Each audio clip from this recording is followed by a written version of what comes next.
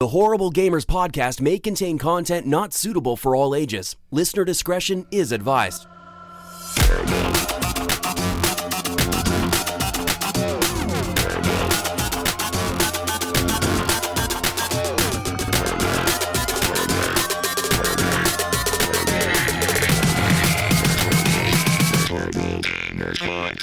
Welcome, ladies and gentlemen, to Horrible Gamers Podcast, show number 284, being recorded on November the 24th, 2019. I'm one of your hosts, Jesus Gonzalez, and as Jesus walks out today, I'm joined by my friend from the West Coast, the best coast, Gunny Chief, Henley Merrill. Welcome back, Henley, welcome. Hi, it's good to be back. I'm back. Hi, everyone. How are you? Doing mighty fine there, partner. How you doing? Doing good. Good. Nice. Took a couple weeks off, but yeah, nice to be back on the show again.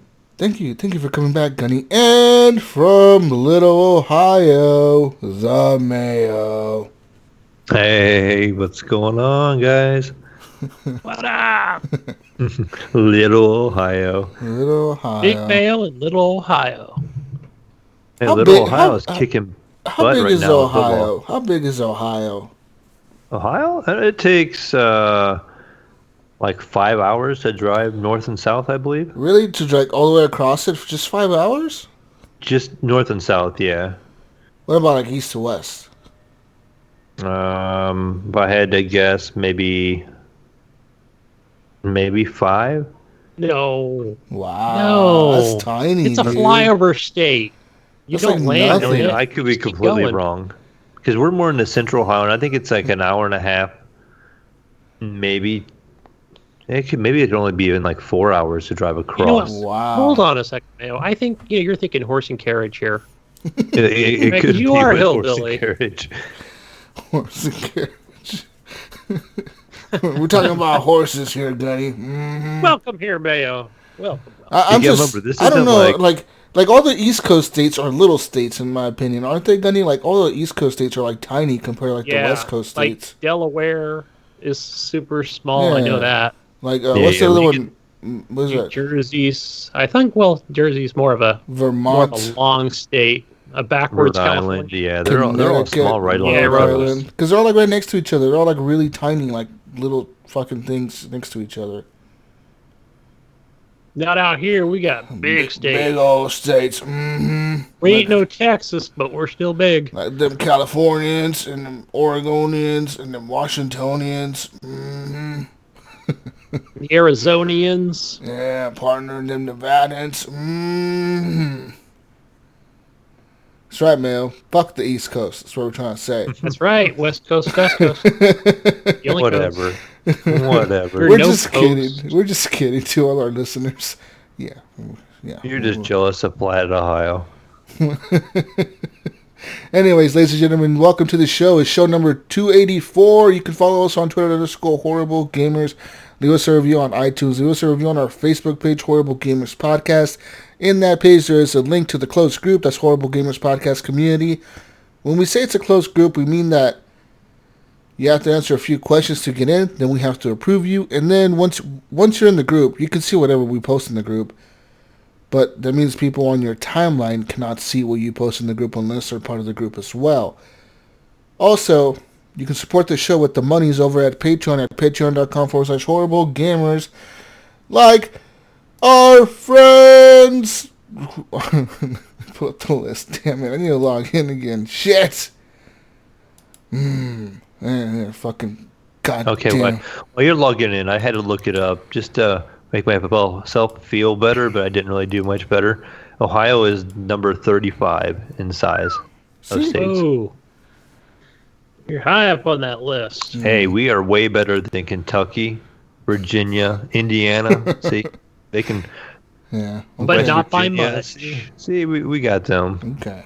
All right. Little old Hawaii. See, we got something better than Hawaii. I mean, Hawaii is an You've got landed island. mass. They're an island, though, Mayo. They're like Yeah, in the middle that's of nowhere. besides the point. It's surrounded by coast, By water. coastal waters. Who wants to be surrounded by water? Right, you can have corn surrounded by cornfields. Yeah, Hey. that's even better. Cornfields. Anyways, Our friend Adam Sunday supports the show with the monies. Alan Maybe H, Bill Garner II, Brandon Willier, Brian Capessa, Chad, Commandalorian, David Snyder, Evan Tanaka, Henley M, Jesse Kraft, John Jerome, Jonathan D. Hall, Jonathan Arcelo, M. Polo, Mechmod, Porkchop Poo, Robbie Wheat, The Mayo, Subvader, and Vader Holic. Thank you guys for supporting the show with the monies. Woo! Yeah. I'm thankful for you guys, for this Thanksgiving episode of Horrible Gamers. That's right. Yes, it is. It Happy is. Thanksgiving out there to everyone. Happy Thanksgiving, everyone out there. Happy holidays. Yeah, happy holidays. And to all of you working on Thanksgiving, thank you for working on Thanksgiving. Whether it's like you working because you work retail or whatever, fast food, or like even if you're like a cop or a paramedic or a doctor. A first responder. Sure. Well, not even first responders. What about doctors, Gunny? Doctors aren't first responders. Second responders. They're second takers. Responders in general. People. Thank you guys for being out there and working on that crazy holiday. Can you imagine being like a cop, having to like be the one that's like at the mall or something in some crazy big city like New York or something, where everyone's showing up for Black Friday, and you're like I'd hate to be that or the security guard. the security guard they hired to like prevent theft and fights. You're like, holy shit, there's like 1 million people here. Fuck. That would suck. Give that guy a pay raise this week. Right? I want triple time. Triple time. Yeah. Fuck yeah. And like 10 other dudes working with me at the same time. Oh shit. Anyways, you can also support the show by going over to Redbubble and buying some gear at Redbubble. You can just search for the Horrible Gamers. You see our logo on a t-shirt, find that store, click on it. You can find over 70 items you can buy over at Redbubble. And I think this week they had a sale going on. So yeah, I know we had a question from Nipron about that. I know they emailed me and they were like, 50% off everything. And I was like, oh shit. I'm like, what? How are we going to make money on this? Yeah. I don't know. Are we still getting the profit here? What's going on there? I think I got the email for free sticker shipping is what my email was. Yeah, like something 50% off all t-shirts. Buy. I was like, oh shit, what the fuck? Anyways, you can go there and support the show by buying gear, some HGP gear like a water bottle, a block, a clock, or a sock. Not a rock. Can't buy rocks. Not a rock. Or you can support that show by going over to Stitcher and signing up for Stitcher Premium. With Stitcher Premium, you can listen to some premium podcasts, ad-free listening, as well as some exclusive shows that Stitcher has. So head on over to Stitcher.com/premium and sign up. Only $34.99 a year or $4.99 a month. You can sign up easily, quickly on your browser, on your phone, or on your desktop. Just go now. Just go do it. Stitcher.com/premium. There's a code that you can put in there. Use promo code HorribleGamers to receive 1 free month. Woo! Yeah. 1 free month. Yeah. Fuck yeah. Go and get a free month of Stitcher Premium, people. Just go do it. Go help the show. Get a free month. Sign up. Stitcher.com/premium, promo code HorribleGamers.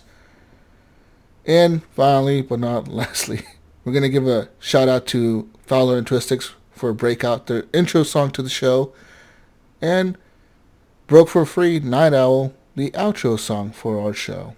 Thank you guys for letting us use your music as our intro and outro music for the podcast.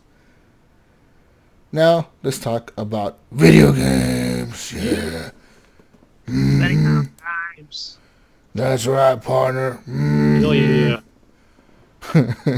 So I went back and played some more Red Dead last week, Mayo. Played some more Red Dead, Mayo. I got a little bit in. That old game that came out last year, yep. Fuck you, Gunny. So anyways, I went back and actually, funny enough, right? They release a patch. The fucking assholes release a patch, right? And they're like, this patch is to prevent more crashing on them AMD CPUs and on them Intel or whatever the fuck was it, i9 i7s and i5 CPUs are going to prevent them crashes. Mm-hmm. Mm-hmm. How did that go? And then they're like, this patch is going to fix everything. Mm-hmm. You need to buy it. So I download the patch, right? I download the patch. And I was streaming the game like the day before. And to stream the game, you have to switch from Vulkan to DirectX 12. And for me, I was running the game fine on Vulkan. DirectX 12 is what causes the crashes for me. I'm running an AMD CPU, but an NVIDIA GPU. I don't know if that's the case. Is it because I'm running Vulkan it runs better? Or if I switch over to DirectX 12 is causing crashes? I don't know what's going on there, but that's what happened to me. So anyways, because I was streaming, I was running DirectX 12, and actually my game crashed during the stream. If you watch my stream, at the end of that stream, my fucking game just crashed. So I was a little pissed off because of that. But anyways, I go to download this patch, and I'm still running DirectX 12, and then everything on my computer resets, because all the settings got reset to low or whatever. Like, once again, you do a patch, all your settings get reset. So I go through and I do all the settings back to high and medium and ultra and all that shit. Go through all the fucking settings, do all that. I leave it on DirectX 12. And what happens is the game is loading into the campaign, it crashes. It just fucking crashes. Yeah. So I wasn't very happy because of that, man. It really just, like, that kind of just, like, whatever, pissed me off, and I just didn't launch the game again. So was it at first you just did to figure out that it was launching through like with that setting and you couldn't figure out what it was, or what? Like DirectX 12? You needed to switch it? No. By default, it's on Vulkan. But I switched it to DirectX 12 to be able to stream, because Streamlabs doesn't pick it up. Oh, yeah. Like Yep. OBS won't display it if it's running on Vulkan. It only displays it if it's running on DirectX 12, which is fucking weird. I don't know why it does that. Yeah, you would think that it would just be fine if it was running Vulkan, but it doesn't. It's like, nope, we don't recognize the video. We don't know what your computer's doing. Mm-hmm. Right. It's Windows. like, you don't know what we're doing. What the fuck? How do you set your streaming up with your OBS? Do you use like a full screen image, or do you have it capture a specific window? I have it capture capture a specific window. Okay, that's what I have mine doing. I don't remember if I haven't tried streaming Red Dead yet. Try Red Dead. I'm pretty sure you won't be able to run it on Vulkan. Maybe they switched it. Maybe they patched that, but I know when I tried it the other day when I was streaming, I don't know when it was. It must have been sometime during the week. But I was streaming it, and sure enough, it wouldn't let me do Vulkan. It was DirectX 12 only, but that's what causes the crashes for me. So sure enough, I did like one bounty mission, and the game crashed. So it was kind of shitty, but whatever. That's what it is. I got the white Arabian horse, Mayo. Got it on my first try. Yes. Actually, just rode up there on my horse, right? Like, Arthur was dying because he was, like, super cold. I forgot to put, like, clothing on him. I kept You ran up there with a tank top on? Yeah, pretty much. He was like, oh, I'm cold, partner. He's all fucking... I was, like, smoking all the cigarettes and fucking drinking all the alcohol to keep him warm. That'll help. And then, Sure. And then, sure enough, like, I pulled up to that same spot. I knew where I found them last time, and I found her, and then she was right there, like... Oh, all right, girl. You're all right. Was it right at the lake? Yeah, right there, just sitting right there. That's where it always is. That's where it's going to be all the time. I was trying to help Ghost Nico find it, and he was asking me about it, and he asked me where it was at, and I told him I was like, when I found it, it was there the first time I went up there, and it was just standing there right beside the lake, just waiting for me. Mm-hmm. And he looked for a while, and he has yet to find it. And I even showed him on the area of the map. I screenshotted it for him, sent him the screenshot, and he still can't find it. He's like, "You were one lucky son of a gun." I can't remember how many. It's to the left of Lake Elizabeth. I think that's what it's called, Lake Elizabeth. It's up in the north. Yeah, I can't remember the name of it. It's up in the northeast. Yeah, I remember northwest. seeing a YouTube video on that a long time ago. Yeah, and so yeah, But I I caught never the went horse. and got it. I got the horse in the first try, and yeah, I like it. It feels good. It's a fast horse. So, yeah. Anyways, I've been doing some more missions in Red Dead. And that game is good, man. It's a lot of fun. But I've been doing mostly online stuff. So just been focusing on the online, trying to get my bounty hunter rank up. That's really it. Yeah, I need to jump on the online. I just did a little bit of the campaign. I did the part where you have to save the Reverend at the poker table, and then he ends up on the train on the bridge, and he gets stuck. Yeah. That's the last thing I've done. What are you doing, Reverend? He's all fucking just all drunk out of his mind. My foot's stuck. I'm stuck on this railroad track. It took me a minute to realize I had to like hit a button to pull him out, and you got to keep hitting it. Yeah. So I kind of started hitting the button late, and I was kind of wondering what happened if we got hit by the train. If it would just I'm pretty sure it would just kill you, and then you have to kill us restart. both and restart. Yeah, we got out in time, but Yeah, and then the next morning I went back to camp and I passed out, and then the next morning he was sitting there. He's always drunk. That's the thing about that Reverend. Yes. He's always Yeah. fucking wasted. He's like wasted by a rock. He was singing a song. He's like, I love her. And he's just singing this fucking song all fucking wasted. This love song. And I was like, what are you doing, Reverend? And he's like, fuck you, Arthur. He's just fucking, just chilling all fucking wasted. He's always talking shit, yeah. But then he has like a redemption arc later on in the game. I think he ended up sobering up or something, and then he ends up like leaving to Mexico or something. Because he's actually in Red Dead 1. Spoilers. He's in the first game that came out, which is the sequel to this game. So he survives. That's what I'm trying to say. Yeah. Anyways. Besides, you want to talk about Red Dead, man? Because I'm done talking about Red Dead. no, I don't have a whole lot more to add. Just the fact that online play, I didn't really do much more besides create my character, get out of my little jail clothes, and go to my camp, and then I just stopped at that point. Yeah. Just kind of waiting. I did that campaign, did a couple missions. I think I had Ghost Nico contact me on Discord, and I kind of stopped and talked to him for a little while. And I actually take it back to those Cadillacs. Actually, I got to talk to Cadillacs a little bit, and he's kind of hard to hear over the dialogue of the game, so I kind of stopped the game and we were chatting because it's been a while, and then I went on and played something different for a little while at that point. Nice. Yeah, Red Dead's an incredible game. It looks beautiful, man. There's some points in that game I'm just like, wow. Wow. You know, just you sit there and you just like marvel at the whole scope of everything and how beautiful everything looks. You're like, holy shit. This is incredible. Mm-hmm. Yeah. But tip of advice, if you have Amazon Prime, go to Twitch Prime, which you get for free for having Amazon Prime, and claim your free bounty hunter job thing.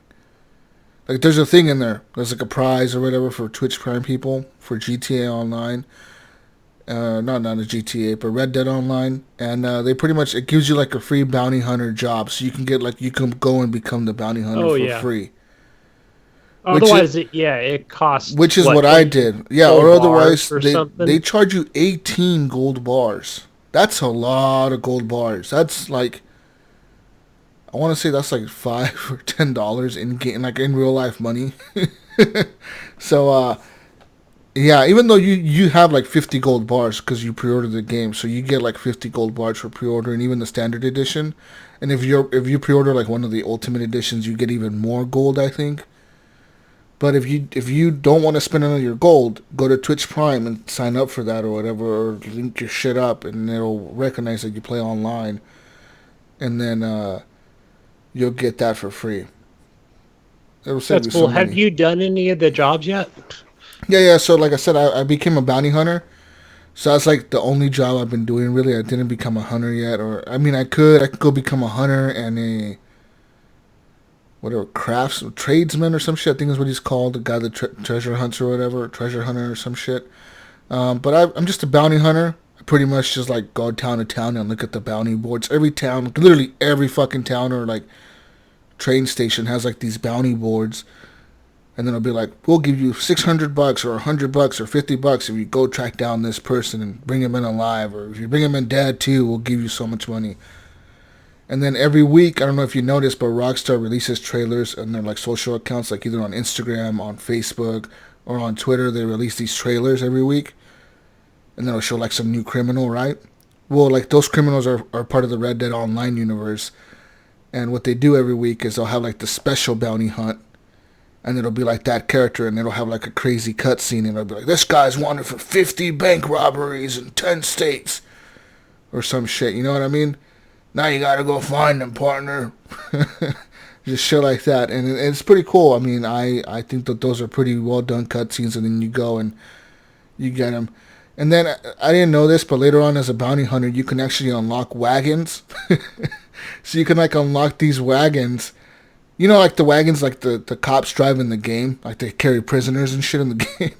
You can have one of those, and you can just run around the game just like collecting like multiple bounties, piling them all up inside the cart, like arresting people and throwing them in the cart, and just have like 10 people in the cart at once, like all under arrest, and then go and turn everybody in at once in jail. You know what I mean? So you don't have to like go back and forth to the jails. You could just like go like on a fucking 5-person bounty hunt. You know, I'm gonna go get like this whole gang of people that are up here in the mountains or something.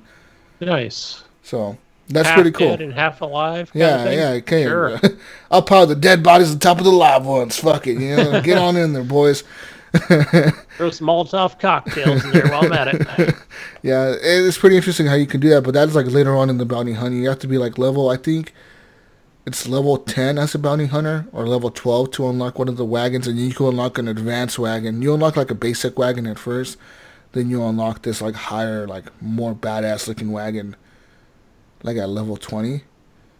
And then you can just drive around these wagons and shit and arrest people. And actually, when you become a higher level bounty hunter, say you become like a level 19 bounty hunter or whatever, I think at that point, or level 12 I think it is, you can actually start chasing real players. So like players in the game that are doing evil shit, like killing people, or people that are just running around just killing people and trolling people, you know, they get bounties for murdering people. And the higher their bounties, you can go and decide, be like, hey, you know what, that guy has a high enough bounty, I'm going to go collect on him. So you go and arrest that guy and fuck him up or whatever. You know what I mean?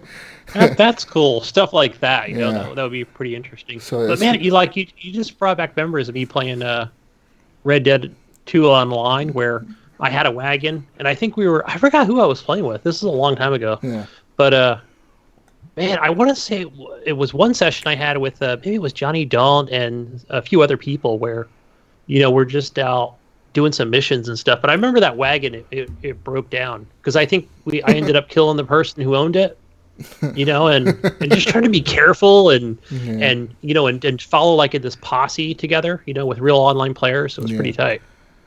Yeah, and it was pretty cool. We did like I created a posse, like a temp, because you can create a permanent posse, which I haven't done yet because I haven't played with any real friends. But I always create like a temporary posse, and it only costs like $1 in the game or $2 to do it. And then like it'll be like Jesus Walks a Lot posse, and then you can have like 4 people in there with me. And then people will join your posse really quickly. Like just random players will join, people that want to play with other people. And I had like 3 or 4 people join me the other day. And we did this wagon mission where we had to escort these wagons, like 3 or 4 wagons, to like this one area. So it was like pretty badass because all of us were just riding our horses next to the wagons going up this mountain. I was like, this is pretty legit. Like literally nobody shooting at us. Nothing bad is happening. We're just walking next to these wagons, but this is pretty fun. And it's just fun, like meeting other players. I don't know what it is. You definitely get immersive into that, you know? Yeah, you like just like I was into mission. it. Yeah. So yeah, a lot of fun there. Red Dead, guys, get it? Mm-hmm. Yeah. Game of the year coming out for PC. I mean for Steam next month. Game of the year 2018. Woohoo! PC. They need to wait. They need to wait and release this game on Steam in January to make it Game of the Year next year. Then also. I can vote for it as Game of the Year when it comes to the big steamer. The big steamer. Anyways, guys, speaking of the big steamer, another thing that I completed this week and I achieved a great achievement, one of the greatest achievements a man can achieve in any achievement ever. Call of Duty Modern Warfare. You prestiged? No, you cannot prestige. You can never prestige in the game. So I'm already level 55. I'm actually level 99 now. Once you reach level 150, what happens is like the season will end, and the season resets everybody back to 55 that are already 55. So what you're trying to do is in the season you're trying to rank up the highest you can go on. So you're trying to get to 150, then you're trying to get these different coins for completing challenges. That's what you're trying to do for the season. And then once the season ends, which I think we've already had 1 or 2 seasons, they end like every 2 weeks or every 3 weeks they end. And when they end, pretty much what happens is everyone gets reset to 55, and then you restart as your officer progression again. Which is really quick. I mean, dude, I'm like level 99 already. And I played for like 4 days straight. Yeah. So I would do it. Yeah, do it. Yeah, so anyways, my greatest achievement in Modern Warfare Call of Duty was I got the gold gun for the M4. Oh, nice. I unlocked all the weapon challenges for it. So I did all the challenges for it. I did all the headshots, the crouching shots, the mounted shots, the hip fires, right? The laser hip fires, the fucking like have no attachments on your gun and get 200 kills or whatever with no attachments on your gun. I did all that shit in like 2 days, one night actually. It took me like 1.5 nights. I've been playing with the M4 since the game came out. So I guess technically it's been like a month and whatever since the game came out that I've been using it. But I've been on and off using the gun, you know what I mean? So I've been using like other weapons in between. But it wasn't actually till the other day when I noticed that I have like the gun almost all the way leveled up. It was like level 69 or 70 or something. And I was like, you know what? I could start going after all these camo challenges because I've already completed a few of them. Like I had already done like 2 or 3 of the camo challenges, which are the basic ones, like get 1,000 kills, get 100 or 200 kills aiming down sights with the scope or fucking red dot sight or whatever.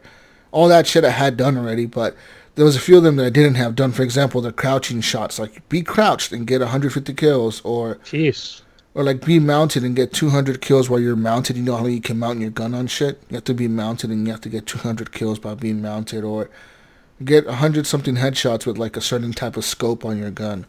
So I had to do all those, and I got the golden gun. When I got the golden gun, though, I realized real quick that there's 2 other camos besides gold. So there's gold. There's another one that's like a silver, like metallic chrome-looking silver type camo. It looks kind of like the guns from the zombies when you like upgrade your guns in the zombie mode for Call of Duty. I don't know if you've ever done that. It's called what the fuck is it called? Like the thing where you pack a punch your gun. You know, you pack a punch your gun. Oh, yeah. Yeah, like in the vending machine. Yeah. And it turns all shiny. It looks like Black that. Ops 2 did that, yep. And then there's like another level. So there's 2 more levels of skins you can unlock. So there's like a silver metallic looking gun thing. And that's like, when I scrolled over to that, it said, okay, you've got gold gun on your M4.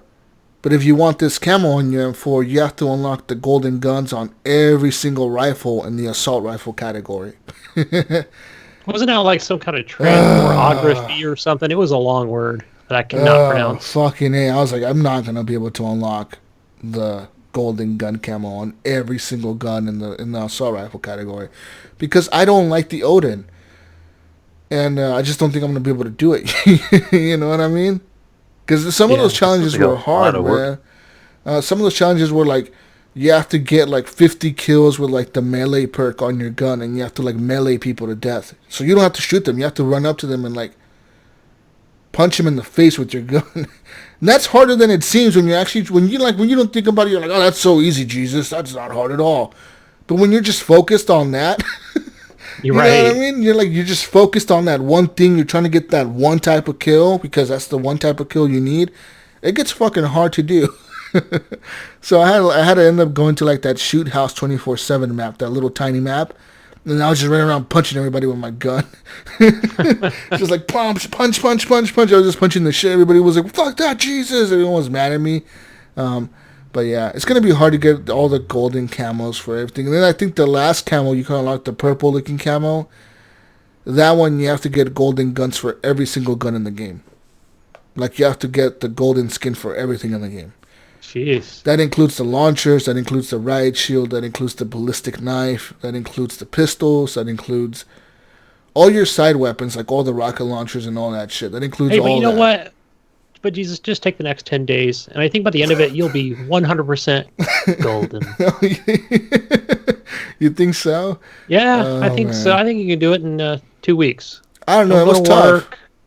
Just take off the rest of the next week after. Yeah. Don't you have a short week this week? 3-day week, work week. Yeah, you're right. Yeah. 4-day weekend. We can grind it out, boys.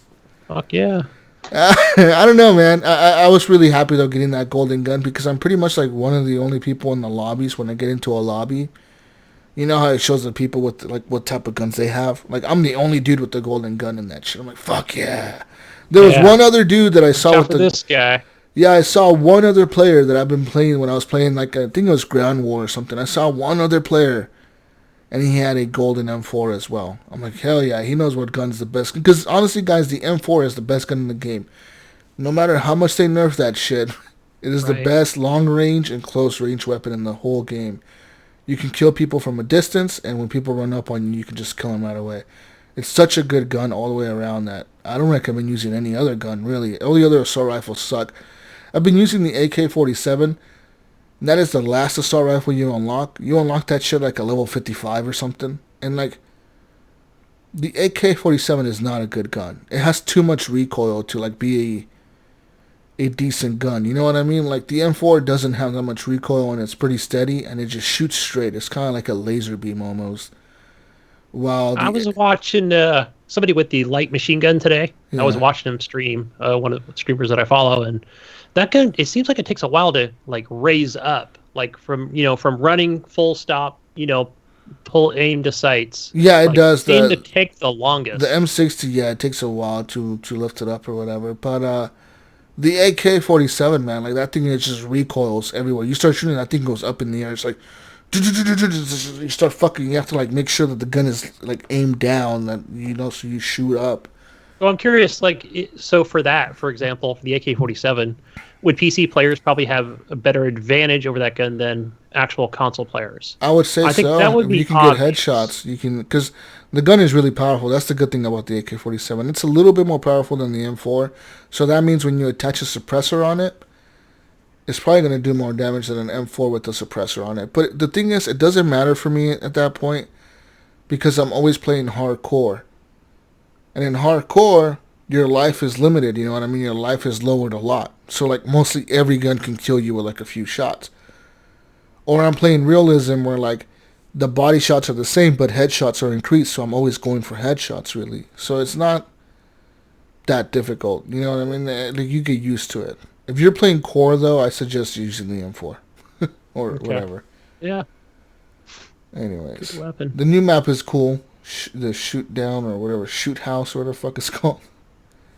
And then that shoot house. The new ground war map is pretty cool as well. Yeah, that's what I was watching today. Yeah. Yeah. That looks good.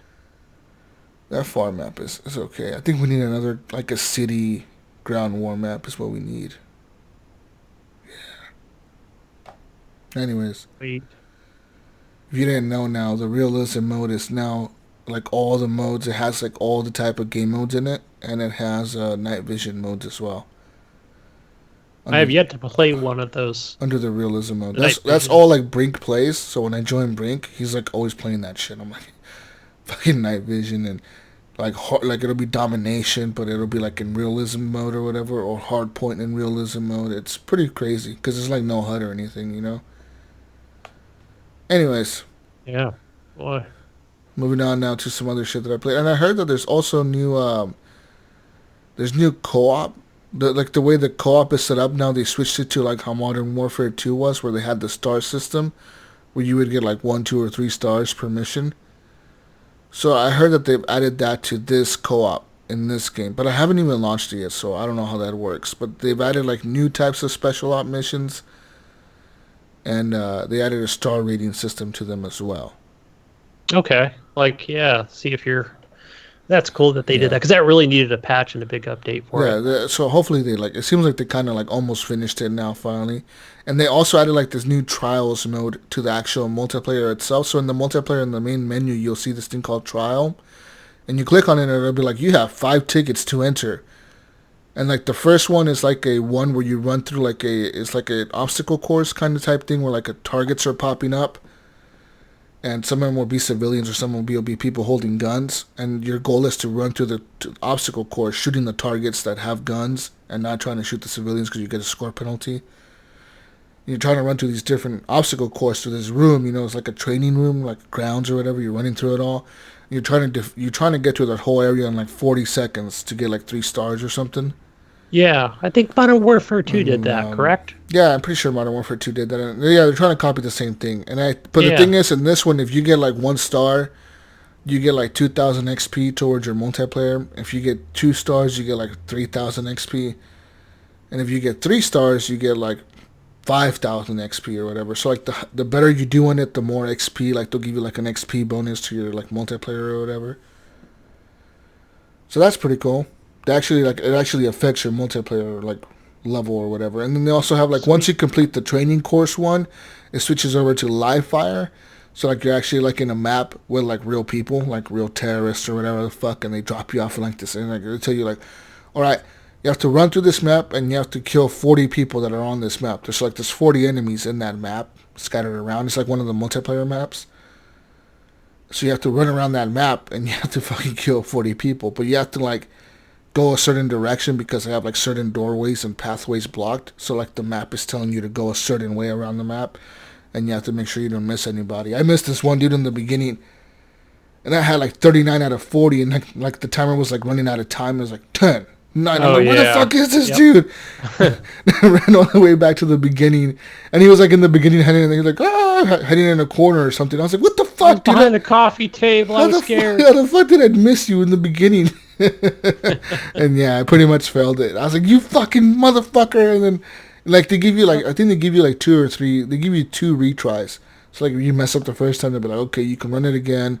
Or like for example, the first time you get like 1 star and you think you can get 2 stars, you can get 3 stars, you could do better. Like it lets you run it again to try to get a better score. That would suck to get 39 out of 40. You're like, yeah, fuck yeah, I'm getting 3 stars, and then some wimp is hiding behind the freaking refrigerator. That's exactly what happened to me. Some asshole was like hiding to the left, like when I came in, he was just hiding behind like this weird thing. Restroom. Sorry about that. Sorry, boys, I forgot the training started. I'm not bad. Anyways, besides Call of Duty, big development this week, guys. Big development. I beat a game. You did. You gonna add to this list? Big game? Sort of a big game. I Star Wars. beat Star Wars. Yes, young Padawan. And I'm not a Padawan anymore, Gunny. I'm a Jedi Knight now. Jedi Knight, yeah. I'm a fucking Jedi Knight now, mother,fucker. Yeah! Oh, Jesus. Woo! I'm still in the beginning. I'm still at that, like, I chose my first planet, so I'm at the first planet. Wow, dude. 'Cause I don't finish games. You have so much left to do. If it makes you feel better, Gunny, I haven't gotten that far yet. You're still in that first Well, I area? take it back. I started playing a little bit, and my youngest son seen it, and he kind of wanted to play it for himself. So I actually let him restart it, and he got up to the point where I was at, and then I kind of left the room and had to do some things. So I think he went further on. He might be to the part. I think he said he was in an area that was really dark, and he was having a hard time visually seeing on the monitor. He said it was just really dark, and he didn't know what was going on. Really I couldn't really figure out what he was talking about, so he was further than I was. So anyways, what do you want to know, Gunny? No, just how was it? What was your overall rating of the game and experience? It's by far my favorite Star Wars game that I've ever played. I think ever. And that's coming from like me playing like KOTOR and all that shit. Like I really like those games. And I think they were incredible for the type of game it was, like an open RPG type game. Mm-hmm. But this is by far the best like curated Star Wars experience I've ever played. Like where it's like a linear story. It has a definite end to it. Like it has like a beginning and an ending, and it takes you to a line. But it feels good. Like the ending feels satisfying. Like at the end, dude, the whole ending mission, like the whole ending sequence, like my mind was just fucking blown. I was like, holy shit! I can't believe this motherfucker showed up. This guy, what? And like I was just like that the whole time at the end of the game. I was like, what? No, this guy too. What the fuck? It's just like, holy shit, he did it! And I was like that the whole fucking time at the end, man. I was like, holy fuck. And then at the end of the game, I was just like, my mind was just fucking blown. I was like, holy fuck. I have not, like, I don't even know what you're talking about, which is awesome, because I've been avoiding spoilers. I only know about Cal and like his, like where he came from. So I think I'm good, man. So thanks for not spoiling it. What do you mean, like where he came from? Like, from that that junkyard space place or whatever. Yeah, but but going back to like some of the earlier movies, but yeah, like basically like where he was a child from. I don't even know if that would be a spoiler or not. I don't think that would be. That would you and Gibbs talking about that last week. That wouldn't be a spoiler. I don't think. Like knowing where like what planet he's from. Yeah. Because in the game you find out who his Jedi Master was. You find out where he and his Jedi Master were during like Order 66. You see like all that shit go down, and you're like, oh shit! Like that's why, like his master's not with them, or that's why this is happening, or that's why like he's hiding on this fucking planet because this happened. Like you start realizing like, holy shit, this was them during Order 66. Like what the fuck? Right. And you start realizing, like, you start putting all the pieces together, like why are these other Jedis, like, why are they working for the fucking Emperor? Why are they part of the Empire? You realize, like, what the shit the Empire did to those Jedis to, like, make him turn for them. And you're like, holy fuck, holy shit, everything makes sense now. You can tell it's totally a canon type thing, like this is tied into the Star Wars universe. Like it's totally a side story. But like having watched the films and having known that story, like you're like, holy shit, it makes sense. Like this makes sense. It's part of this story.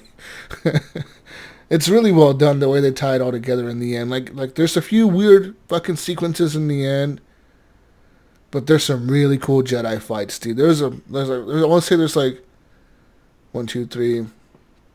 I want to say there's like 4 really good Jedi fights in the game, where you're fighting like real Jedis, and it's like a fucking movie, dude. Like where both of you are just like parrying each other, and you just like you're almost fucking dead, and you somehow pull it off, and they're using the Force against you, using the Force against them, and it's so fucking cool, man. It's fucking sick. Awesome, man. Yeah, I can't wait to upgrade and get to the end of that. I should be able to get to it by the end of the year for sure. So, Jesus, this is one of the games I've played a little bit this week of. Mm-hmm. But for some reason, I haven't had a game in a long time where it had like a climbing mechanic like this. And it felt very old school in that aspect of, like, oh, this great area here, I know I have to climb it. And then you get to the side and you have to like jump from grate to grate. Or in that first planet where you're on where it's all green and has all that vegetation and stuff, and you're climbing the vines and stuff like that. It just, for some reason, all that climbing, it made me feel like, if you take away the fancy graphics, I could just picture this game in a Lego version and playing like a Lego game. And the little bit that I played, for some reason, I was thinking more Tomb Raider, than a Lego game. I thought that's what you were going to say. I just, like, I played the different Star Wars Lego games. I know what he's talking about. Yeah. Climbing I played mechanics. most of the Star Wars. In the Star Wars walls. In all the Lego games, they have those vines and shit. I know what you're talking about, but yeah, it's like that. But what I would say is more like Gunny in terms of graphics and shit. It looks a lot like Tomb Raider, and it's a lot like Uncharted. There you go. So they took like a little bit from Uncharted, which was the climbing. They took the thing from Tomb Raider. They took was the open world, closed off sections and puzzles. They took from Tomb Raider. Then they took a little bit from Dark Souls with like the little campfire type things where you like have to meditate and save points. And they took like little shit from like a bunch of games and kind of mashed it all together. So what I don't like about the game is that it feels like Respawn didn't know what to do, so they were like, what do we do to make a good game? And they're like, well, how about we just steal from every other good game? Right, little piece. I get that. That's what my thought was. What's the best part of this one good game? And everyone's like, everyone likes the climbing in Uncharted. They thought that was innovative. How about we put that in our game? Like, that's what it felt like they did. Like they had a meeting and they were like, what did we steal from every other game? Like it wasn't original thinking. But at the end of the day, I do like it. Like, it kind of fits in with the Star Wars, like, theme. Like, this Jedis have fucking powers. They know how to do this shit. They know how to fight like this. They know how to do shit like this. And later on, you do get, like, some cool powers, Mayo and Gunny, that, like, the vines and shit, like, you can, like, pull them towards you. Like, you get a pull power. Oh, yeah. That's cool. And now you don't have to worry about jumping onto a vine. You can just pull the vine towards you, and the dude grabs onto the fucking vine. So you'll die less once you get that power. Yeah, because like I said, I'm on that first, that second planet where I didn't quite jump as far as I needed to get to that vine. I was like, no, what the hell? It seems far away. Yeah. But then I realized, like, okay, I need to jump at the last second to get to the vine. Yeah. Then jump off. You also get like a double jump, like I got that double jump like near the end of the game. Like I was surprised how far into the game I finally got the double jump. I was like, holy shit, they really want you to like go back to all these planets where you needed the double jump and try to go. And I'm like, I ain't doing all that. Yeah. I've seen a few sections where I'm like, okay, I see that's a later thing, right? I'm not about to go back to that one planet just for that one chest. Fuck you. If I don't need to go back there, I ain't going back there. Like it came to a point where like if I saw a chest, I would go for it, but I wasn't actively like going back and like trying to remember where these chests were. You know what I mean? Yeah, and it's probably not too hard. Like once you go back, there's only so many different paths you could take, this way or that way. Like there's a lot of paths open up when you get like different abilities and shit. So what happens is you can go back and open up new pathways and new hidden areas and new like easy shortcuts. But all they give you is like a poncho. Like, here's a new poncho skin. Here, you got a skin for your ship. How do you like that? Yeah, here's a new skin. Here's a new skin for your ship that you barely look at because you don't really look at it when you're flying. You can look at it when it's parked because you just stand there and look at it for 5 seconds. I don't know. Yeah, right. Yeah, you never look at the ship. Yeah, you never look at that fucking ship. And then you get a skin for your BD, which is probably what you look at the most. It's BD. So, but I don't know. The skin thing was like a little lame for me. You know what I mean? I didn't think it was that great, but right. Overall, the story was well told, and there was some really cool Star Wars-y moments in that game where I was like, yes, this is fucking Star Wars. This is like some straight up fucking George Lucas ass fucking Star Wars. You know what I mean? Like, this is it, motherfucker. This is some shit he would write into a Star Wars movie. This cheesy ass shit right here. Yeah, I think the best part about it so far was pretty much the beginning of the game for me, where that chick comes out. She's like that stormtrooper mom chick. The second sister or whatever? Yeah, second sister. Yeah. I thought her like that whole scene and like the art style and everything and just how the graphics and stuff. Those troopers are pretty sick. Awesome. They're badass looking. They're called... I love that helmet. Yeah, it's just a sick helmet. What are they called? They're called Inquisitors in the game. They're like so what they are Jedi that were trained to to go to the dark side. So they were taught to use their like anger instead of like the Force, like for good. They were taught to use it for evil. Well, not really evil, but they were taught to use it for like anger, like use their anger instead of like whatever the fuck the Jedi's use. What the fuck did the Jedi? Happiness? I don't know what the fuck they use. The light.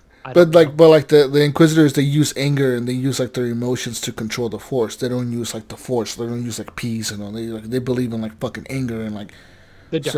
So yeah, they're like the dark fucking Jedis, but they're all real Jedis. Like they were all Padawans at one point, and like the Jedi turned them over. You know, like yeah, motherfuckers. The Empire turned them over to like evil Jedi to hunt Jedis. Right. They hunt Jedis. Is what they do. Jedis.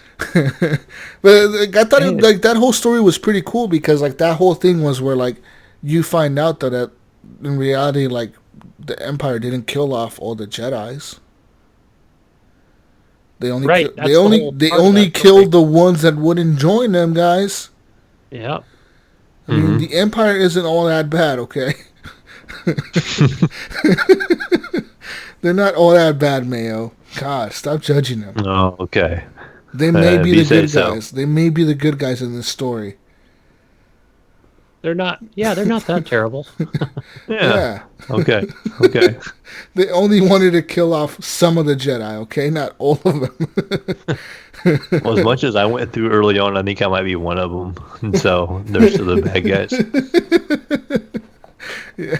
I do have to say I really like the beginning, like when the game first opens up and it shows a little robot flying through the sky and it's playing that music and it's kind of bouncing off a couple things and you kind of come in and you see your character and he takes off the headphones, you know, like it has you like with your headphones on. It had that very movie-like feel to it. Yeah, and like a total like a movie. Yeah, like it was like a movie. Like the whole game, like I said, up to the end of the game, like the whole last, I want to say the last mission of the game where you go like this crazy place.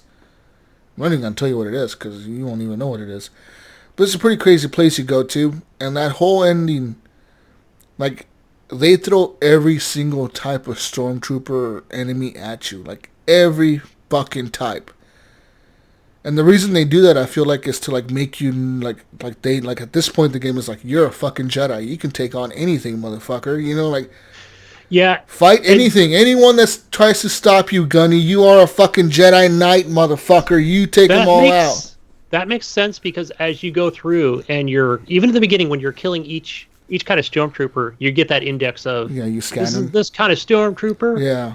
And it kind of gives you some. But like at the end, you got like all the Inquisitors and shit. You got like the guy that had the gun, the guy that has like the big hammer thing, and the guy that like all the different Inquisitors, like ones that have like lightsabers.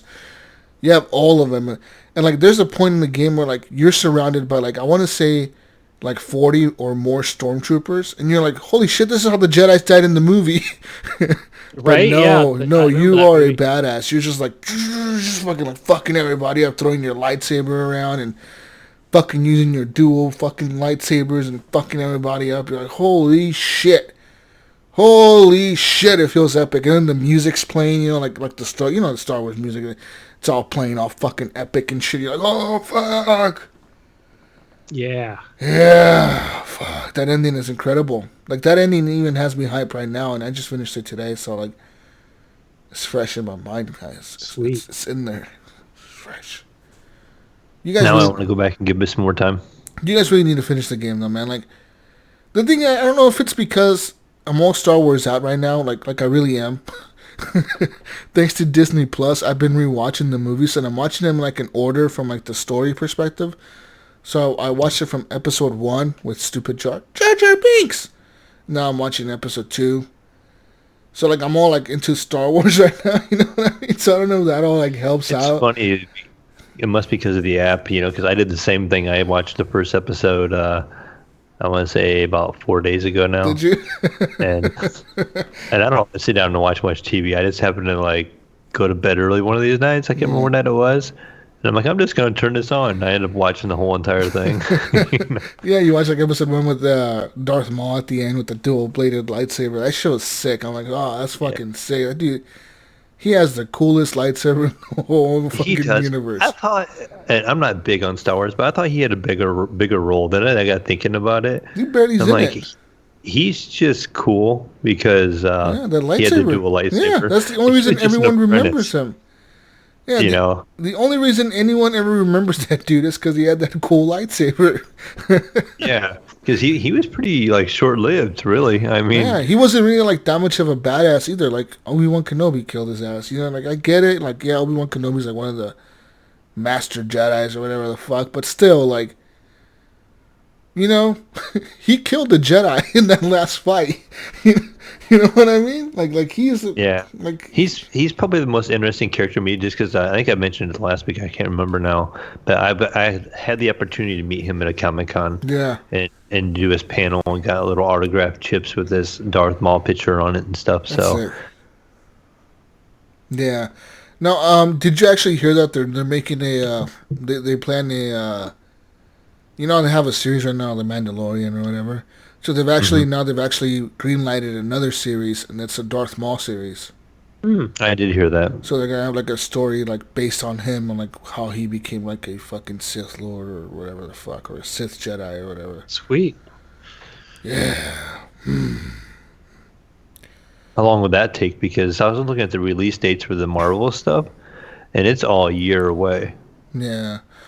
I don't know, man. They're gonna have a lot of films and shit, but yeah, Star Wars is good, guys.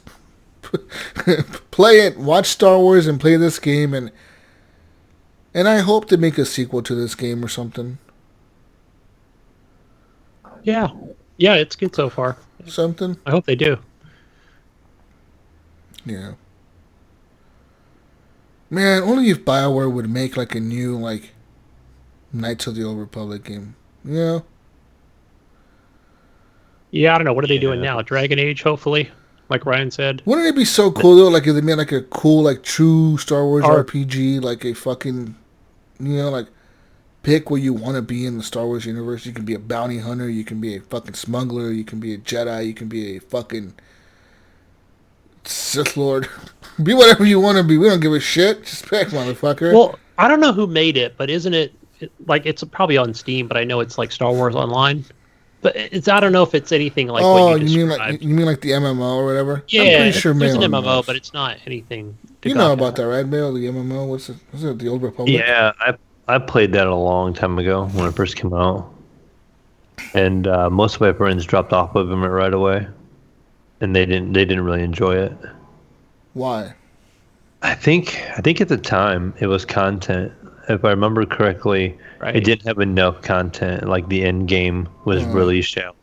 And those MMOs, a lot of people were big in, the game has to have a ton of in-game stuff. Sure, because people are going once to play. Yeah, Once you hit max level, you got to have stuff to grind for, because people want to keep playing and keep it going. And I think that was subscription based when it first came out, even. Yes. And so to justify you paying for it, you need content, And if I remember right, that one lacked a bunch of content. Then after a while, people started dropping off. Then the game became free to play. And then from there, it just kind of became what it is now, I guess. Yeah, so I like Jesus said, I would rather just have those, those single player games. But I don't know if you do have enough content, then yeah, give us different options in the game. The reason I say I don't want like an MMO is because I feel like an MMO seems like a time dedication, and I don't want to dedicate a lot of time to a game. Right. I'd rather have like a single player experience like this where I can just, if I really get into it, I can just start fucking grinding it out. You know what I mean? Like that's what happened with this game for me. Like it came to a point, like I said, where I was like, you know what? I'm done collecting these chest things. Like if I run into a puzzle for a chest, I'm gonna unlock the puzzle somehow. But I'm not gonna go out of my way to look for the hidden areas. Like whatever. Like I don't give a fuck. Yeah. And even by the end of the game, I didn't have like all of my upgrades done. Like in the, like you have your skill tree. Yes. I didn't have all of it upgraded all the way. I had like most of the fighting mechanic, like the ones in the middle. I had all of those. I had some of the force, but not all of the force ones, and I had some of like the health ones. I had like maybe the first health upgrade, and that's really it. So that might be like maybe a replayability thing where they might say, hey, a player might want to actually go back in and play this a second or possibly third time. If you restart the game, the whole thing resets. Oh, right. But I'm saying is kind of go down a different branching path to say, I want to get more health this time, or I don't know how that more would defenses change. the second time around, or I don't know how that would. weapons. I don't know how that would change the game though, very much. Not for me, at least. I mean, I don't know. Maybe other people it would. Maybe that was the initial plan, but to kind of put all those perks in there, but not be able to obtain them all. Yeah. I think it has such big cinematics and stuff. I don't think it's going to be as fun a second or a third time around, because you're going to be like, okay, I just want to get past this part. I really hated this part last time. I want to get through it. Or you're going to see a cinematic and you're just going to want to skip through it and you don't care. Let me get this done. So that I think it would take away from it a little bit, playing through it again. Because one of the things this game does, Jesus, correct me if I'm wrong, if you get to choose from all 4 different types of difficulty at the beginning, right? Oh, yeah. Like, I think you can go story only, easy, regular, hard, and super difficult. I think it gave you the option. Yeah, there's like 4 different ones. So it's like easy, normal, kind of hard, and then very, very hard. Yeah, so I just kind of went normal. I got my butt kicked at the beginning, but there's like a few enemies, those dogs or bogs or whatever they're even called, and I think there was even one in that first deserty type Arizona map where I think you can't kill it or something, or maybe you have to come back to it, or I'm not even 100% sure, but there is like some crazy ass enemies in the game. Just thinking of one right now, and I'm like, holy fuck, I completely forgot about that thing. That thing was fucking crazy. When I ran into that fucking thing, that was scary. There was an enemy in the game where I ran into it, and I was like, holy shit, this thing's gonna kill me. It's gonna fucking kill me. Yeah. and then I thought it went away, and then the fucker comes back out of nowhere. Like, you don't even expect it, and the motherfucker comes back, and you're like, holy shit, he's back. Oh, fuck. And you're trying to run away from it, and it's fucking you up the whole time. And I was like, holy fuck. Like, this is Like- crazy. Like, there's even a time in the beginning, like, where I not came back from, like, leveling up or anything, but I thought, okay, I see there's, like, what was it, like a collectible or... Yeah, it's something in the game, right? It was one of those, lit up green things, and I thought, okay, I'm going to get that. I know I can't kill this enemy, but I'm going to get it. I'm going to run out of this room. Like, I couldn't even get out of the room. He would just, like, bat me back and left and right. And, There was a few times, I won't say in the game, where there was maybe 3 or 4 times in the entire game where you're trying to run away from somebody that's very powerful. And they're trying to fucking kill you, and you're running away from them, and you're just trying to fucking do whatever you can to get away from these people. And like every other elevator shaft you open, the motherfucker is there. You're like, holy fuck, he's here! I thought I fucking outran you. You're just like a movie where like fuck, it's like Michael Myers is chasing your ass. Oh, or right. You know what I mean? Yeah. Like, no matter what you do, the motherfucker's like right behind you. You're like, what the fuck, dude? I thought I dropped the building on top of you, motherfucker. What the fuck's going on right now? I now? ran at 100 miles an hour. You're still here. That's what it feels like, and sometimes it has to do with that second sister. I think you fight her a couple times in the game. She's pretty powerful. She's pretty strong. Yeah, she was fucking up your ship at the beginning, and I thought, okay, I see she's kind of going easy. It seems like because she let you get away. Yeah, she does let you get away. I feel like, but it's on purpose. It all makes sense in the story. Once you complete the story, you're gonna be like, "That's why you let me get away, motherfucker." Yeah. That's why you didn't kill me that first time. Yeah, she could have. Yeah. Anyways, enough Star Wars talk for me, boys. What have you guys been playing? I bought... a lot of time. What's that, Mayo? Are you let me go, or you want to go first? Yeah, no, I was going to say go ahead, because I know you've had a lot of time to play this week, or the last couple weeks, even. Yeah, not a lot of time, but I did buy that Ghost Recon Breakpoint on the Xbox sale, the Black Friday sale. So I just played a lot of that yesterday. How much is it? Like a lot more. How much is it? The Breakpoint? Yeah. Yeah, so it's it's pretty much just Wildlands 2 to me. Again, playing it from PC and now on Xbox. I just have, just so much more easier now with an Xbox controller in my hand. Trying to do mouse and keyboard. But, yeah, I was having a good time with it. I saw Mojo Reb was streaming it yesterday, and I was like, oh, it's on sale. Yeah, I'm going to pick this up. But, yeah, I've just been going through doing, like, some of the regular missions and going into... I love just going to bases, Jesus. I'm telling you, I go to a base. Yeah, you like Star Wars. You go to a lot of bases in Star Wars. No, but check this out. You get your drone up there, right? You get your drone, and then you just kind of spot everybody, and then you can just go pick them out. Star Wars. Yeah, you got a drone in Star Wars, a little BD-1. You send them out to look for shit. We're back to Star Wars talk. PD1 for the win, man. This sounds a lot like Star Wars to me, Gunny, and Star Wars seems like the better game here. What's going on? I think Breakpoint is a good game, despite what other people say. Oh, here, check this out. So, some of the criticism for this game was, for Breakpoint now, that's what we're talking about, was, well, you don't have your AI companions with you like you had in Wildlands. I never liked them anyway. I never cared for them back in Wildlands. Yeah, they were kind of stupid sometimes. They would give away your position or something, yeah. Or, I don't know, they just said... Or they were just like, yeah, this is oh man, this shit bird right here, this thing's a shit storm. Just funny stuff like that. But I don't know, I never felt like they were there to help me in Wildlands to take out enemies stealthily. So now it's like, hey, it's all on me if I want to do it. One of the things that's cool now is like, and I unlocked it last night, was I could take my drone and do a sync shot. And I felt like with that was... Who are you? Who's syncing the shot with you? With my drone. It's me and my drone. Your drone has a fucking gun now? Yes, my drone has a gun now, and I thought, oh, this is pretty cool. They put a gun... I could imagine, like, it wouldn't be funny if, like, there was, like, a little drone and a big-ass fucking AR rifle on it. Just fucking a big-ass, like, M4 on the bottom of it. Just, like, let's take him out. Fucking duct tape to the drone. With, like, a little fucking, like a little wire down to the trigger, like, connected to the drone. I got, like, it's on my left hand, and I can press that, and then right trigger's my gun. Oh, shit. Yeah, man, this is all high-tech remote shit right here. Oh, so basically, like, I think they tried to do something in Wildlands, and I don't know, it was just difficult for people to figure out. So, but in this one, it's pretty easy, like where you just go to your drone and say, okay, you're going to take that one out. All right.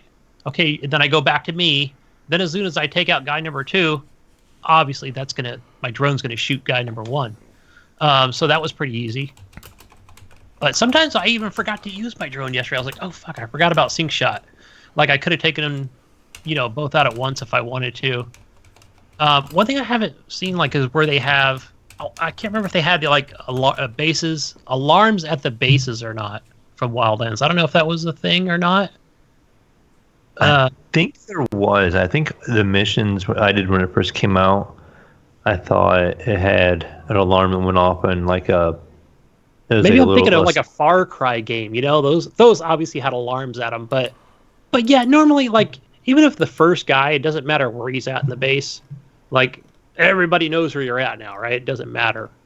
So, but I just love stuff like that, like just high tech stealth shit like that. And then when it all goes to hell, like one guy, you hear the music, boom, boom, boom. Now he spotted you or whatever. Now you're just on the run, and then you can either run further away and then you're just like, okay, he's gone. Then you come back and you just start shooting everybody again. The video game logic. He's gone. Let's just go back to what we were doing. Let's just walk around. He disappeared. Everybody go back. They're in bushes and won't come back. What was that? Some of the mission stuff is like, I don't know, it's kind of weird. You have your so a base is already established. I've already talked about that, and that's kind of where you can get more intel and kind of start your missions. It's got like the campfire now. So you go to the campfire. And I think you can even find some of those campfires that are not so much even at the base. And basically what those do is I think you can upgrade your weapons. You can get a buff. And you have 4 choices for your buffs. One of them was food. And I think that's for your health. So you get like a temporary buff for health, or you can drink water. That's for your stamina. One of them's for check weapons, and I think that's like you get a 20% buff in gun accuracy.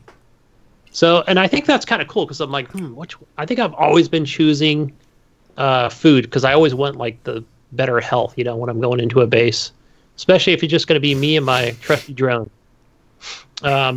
Vehicles, they seem to work fine. I've had no issues driving those around. But I noticed they do stuff like, for example, like a Far Cry game, Jesus, as you come in, you got to go get the intel from that truck. Yeah, the intel. Mm-hmm. Right? Yeah, go get the intel from the truck. You're like, holy crap, you're trying to like run into the truck like in a Far Cry game, but then there's always like that lead vehicle that's coming and just fucking gunning you down. Guys, what happened? Okay, so I'm looking at the most played games on Xbox Live right now. And Ghost Recon makes the list, but it's near the bottom of the list. It's number, like, what is it? 5, 10, 15, 25, 35. So it's number 37 out of the list, I think. And it's 45 games on this list, so it's near the bottom of it. But I don't see Division 2 on here. Like, does nobody play Division 2 anymore? I thought they did, because I know that was on sale, and I've been seeing some friends playing that, so I assume they picked it up. You're in the sale. Because, I'm looking at the most played game. Obviously, number 1 is Fortnite, but number 2 is Call of Duty. But Rainbow Six Siege is up in the number 5 spot, and Apex Legends is, like, behind it. So even more people playing Rainbow Six Siege than Apex. It's free to play. It's free to play right now everywhere. So it's number 1, or it's up near the top of the list for pretty much all your launchers. Everywhere I went today. Epic, Xbox, PlayStation. But I mean, like, totally promoting that game like crazy. As a free to play weekend. Destiny 2 is up here, Jedi Fallen Order is up here, Rocket League, and all this shit's up here. But this game we're talking about, which is fairly a new game, is kind of near the bottom. I mean, even Fallout 76 is above it. Yikes! Yeah, it didn't get that great of reviews. So again, another criticism of this game was, well, the guns have a gear score or whatever it was. Like, they're totally ripping that off of Division 2. I liked it. It's just the game tailored for me. It makes sense though. I mean, if they're both made by Ubisoft, they're gonna rip things off of their other games to make their games better. You know what I mean? Like, eventually, I'm pretty sure Assassin's Creed, doesn't Assassin's Creed already have gear score? They do, don't they? For yeah, like there was. It would show level, and it would have the level. Assassin's it would be Creed, like one Assassin's Creed, perk. Yeah, and it has like purple, gold, and like green armor, purple armor, blue armor, gold, or whatever. I don't think the dislike is the gear score. I think the dislike in the new Ghost Recon is it's too similar to Wildlands in the aspect of the way it plays. They kept supporting Wildlands for so long, and people played it for so long that when Breakpoint came out, it didn't feel different enough to enjoy it per se, I guess, because you played Wildlands, you've done that kind of environment for so long and that style of play for so long, I think. Yeah. That when you come into Wildlands, you didn't really feel like starting over. Even they did add a couple, things with like gear score and stuff like that. You just didn't really want to have to play a big open world environment again in a jungle, with that whole same style of game again. With the same theme, it's another Ghost Recon game and want to start over again. And I think that was what the head of Ubisoft was talking about supporting the game too long, that, we continue to support this game for so long, and then we come out with a sequel for it. The sequel isn't received as well because the original has been getting support all the way up to this time. Right. It's kind of my take on it. I mean, the Ghost Recon Wildlands got a fucking update, a major gameplay update, like a new game mode, like a month before this game came out. So, I mean, it was kind of Ubisoft's own fault for doing that. I mean, they should have known better. They should have been like, why the fuck are we doing updates for this one game? I know people play it, but I mean, was the logic there thinking, well, if we have people hooked on Wildlands, they're going to for sure buy Ghost Recon Breakpoint. They'll for sure buy it. I'm going to be the pessimist here because that's what I am, right? The glass is half full. Okay. We've talked about this before. Ubisoft likes to keep their games updated, right?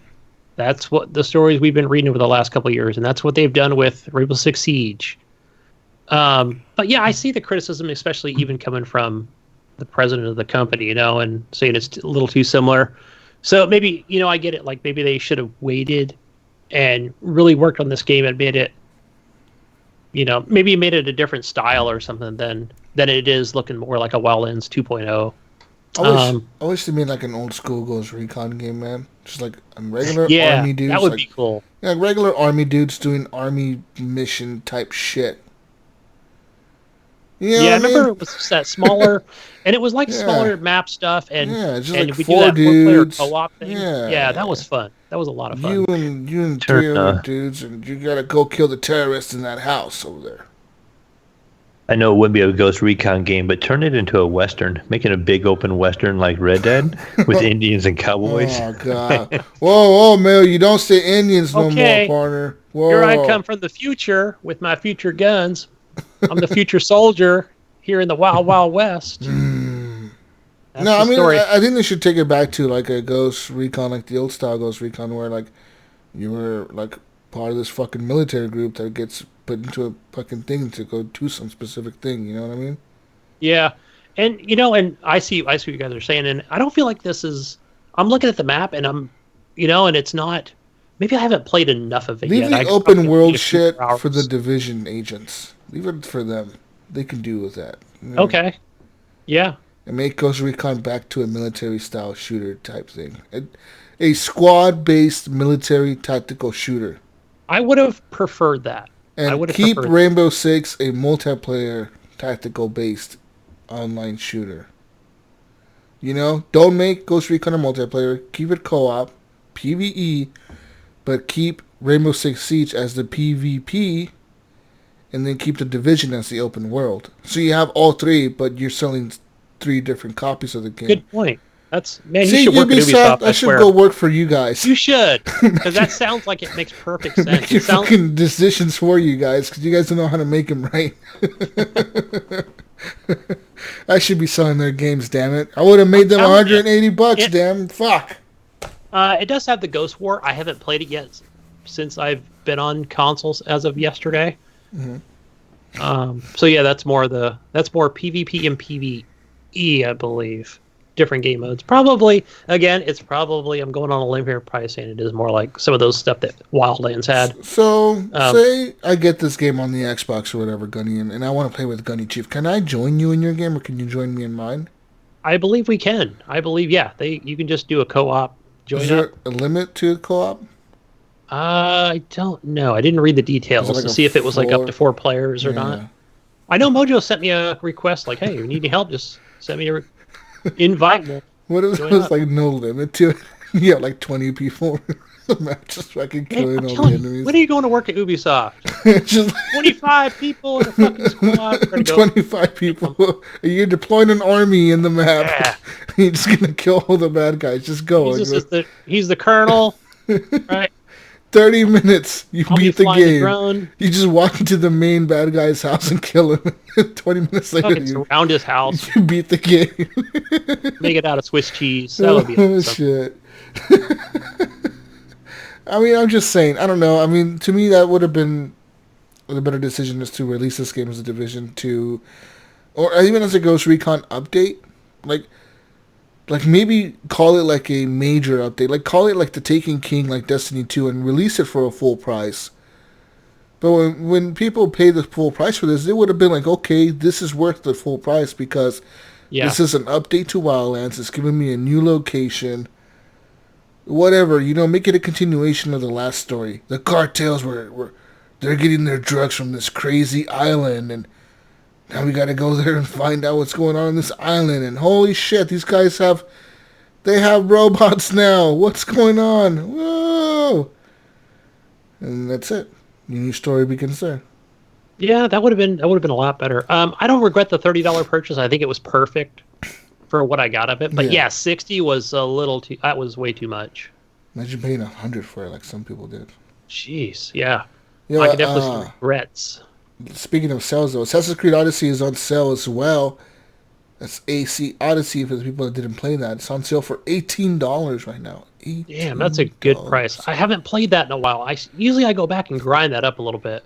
Man. And if you have an Xbox PlayStation, man, play that in 4K HDR. You will not be disappointed. GTA 5 is only $9.89. They're just like, don't give a fuck at this point, do they? They're like, do you think there's anybody left to buy that game? Everybody. I know. I think everybody bought it. Everybody that's allowed to buy it. But right? you know what's weird? It seems like everyone has bought that game that was allowed to buy it, Gunny. But you know what? Every year, another boy turns 13 and he wants this game. Yes. And their parents go and get it for them. So every month, GTA is the top selling game. If you look at the MPDs, man, GTA 5 has been in the top 10. Like you know how they have like the top 10 most sold games every month? Mm-hmm. GTA 5 has been on that list since it came out. Like it's always been in that top 10 most sold games every month. Every fucking month. I don't have any articles up in front of me, but I've heard this several times on a podcast, but I don't know if you guys have heard the same thing or not. What? That Anthem is like the 9th best-selling game this year. Did you guys hear that too? What? Yes. Anthem? Yeah, that's hard to believe. No, I swear I heard it on a couple different podcasts, but I think it didn't shock me at all. I think it's because it's EA and it was a lot of hype to the game. I'll tell you. So it made sense that it sold like a lot of pre-orders and like tons of people bought it. I got top 10 selling video games in October, Gunny. Are you ready? I'm ready. Guess number 1. Guess. You don't have to guess very hard. Yeah. GTA 5. No.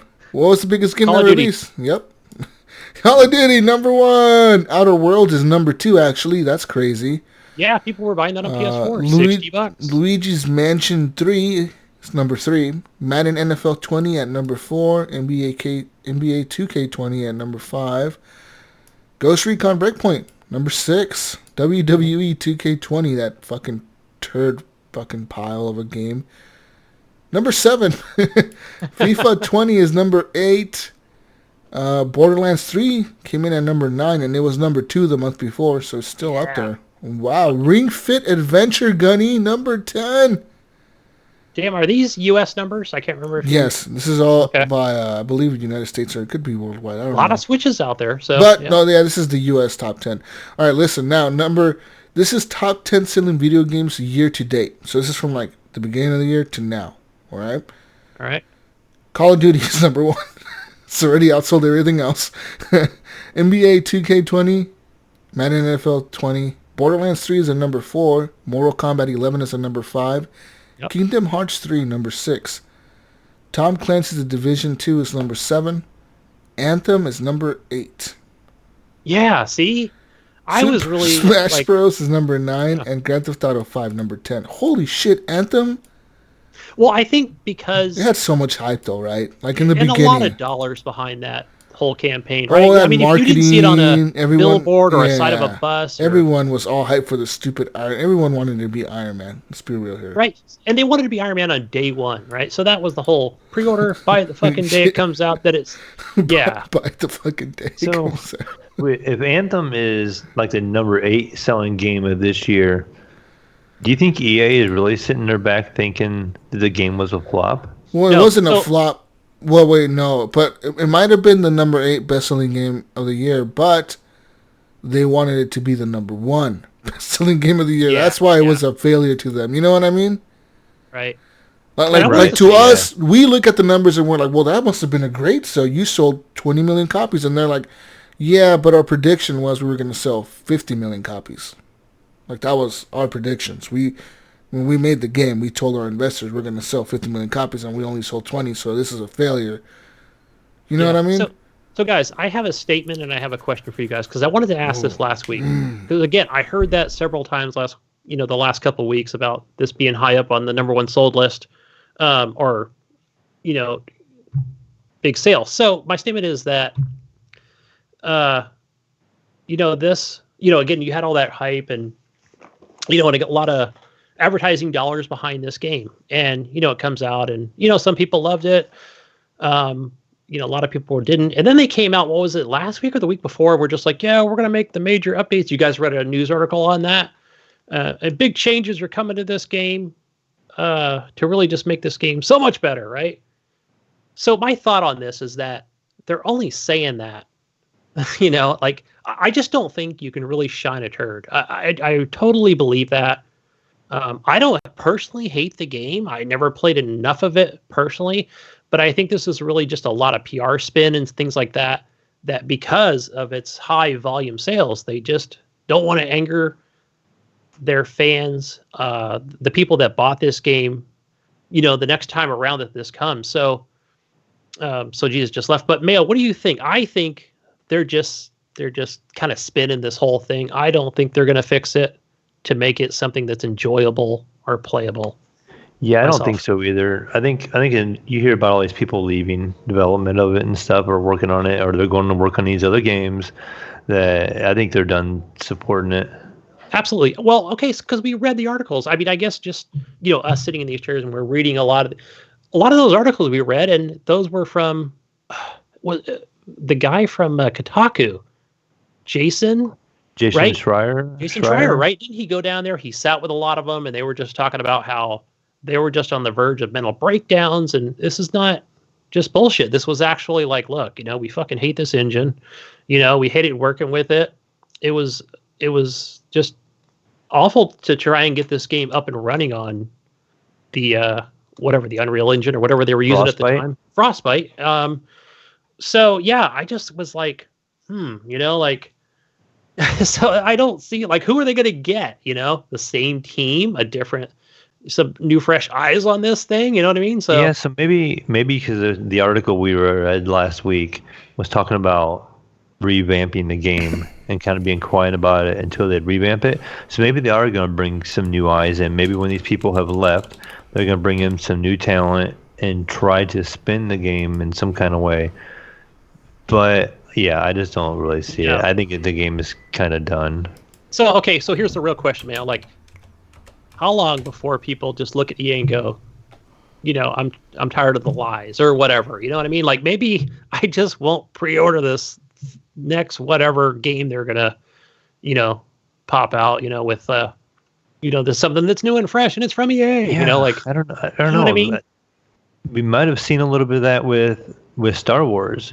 Some people were waiting instead of pre-ordering. I think this game, kind of waiting, like I'll try it on the pass, and then if I enjoy it and if it's an okay game, then maybe I'll just purchase it. Like I myself picked it up on Origin Premiere because I didn't want to pay $60 for the full game.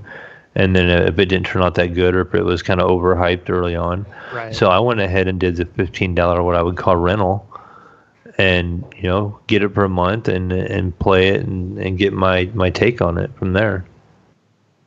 Yeah. I'm just curious. Like, we'll see what the numbers are on it. But I mean, I knew I was picking it up right away. We know Respawn, right? We know that Respawn makes great games. So I had full confidence in them. But I guess if it was something from, who made Anthem again? Was it BioWare? BioWare, sorry. So yeah, like obviously with them, and I don't know. We'll see.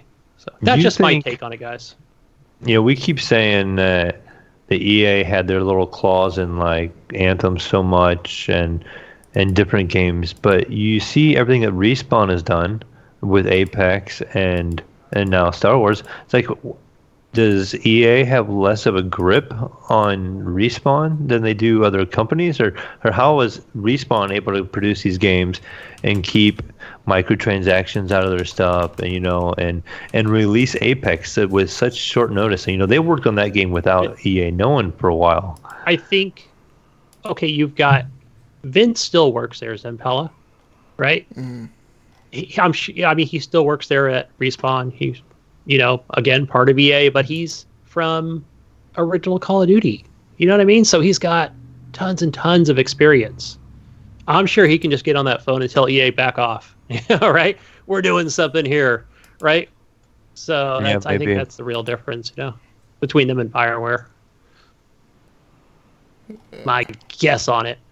But even BioWare, they had such a name coming into Anthem. Everybody was in love with the Mass Effect series, with the exception of Andromeda, which that one was mixed. A lot of people, I know Jesus really liked it, and some people really didn't like it.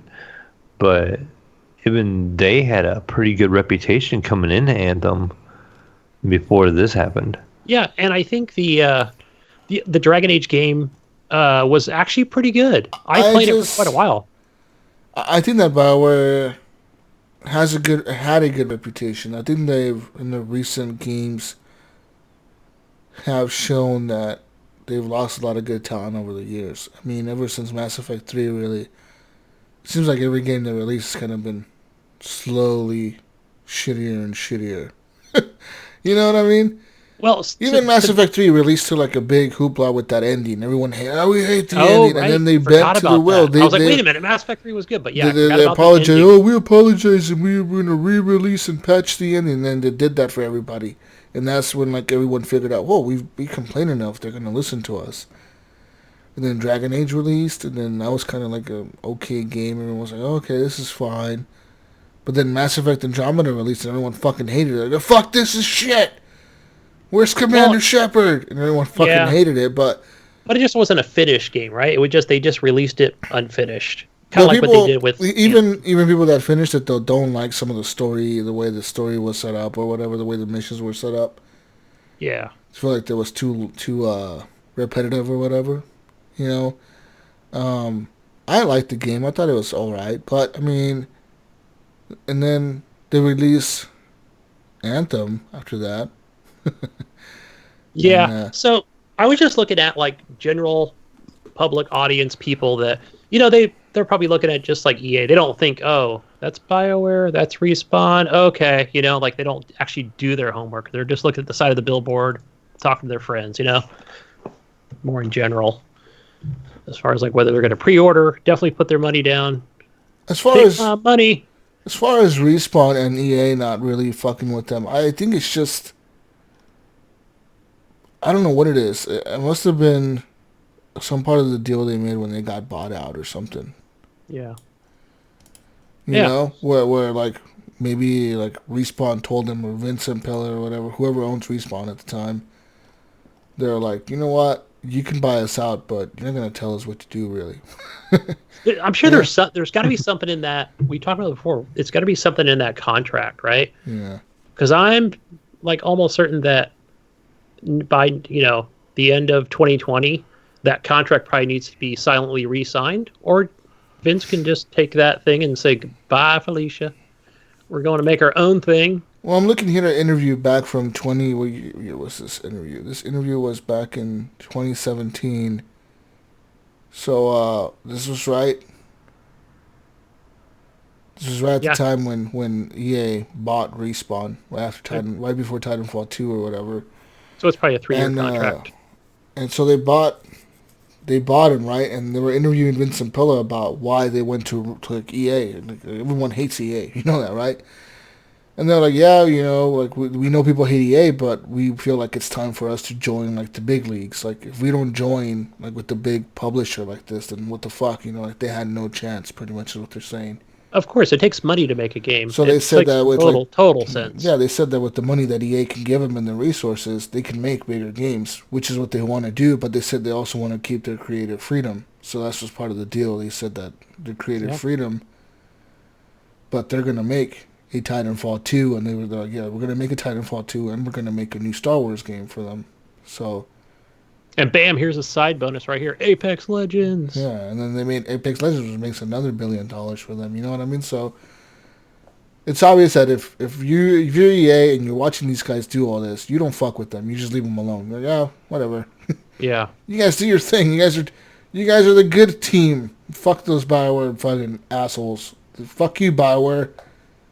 Get your work, motherfucker. You don't get free bagels.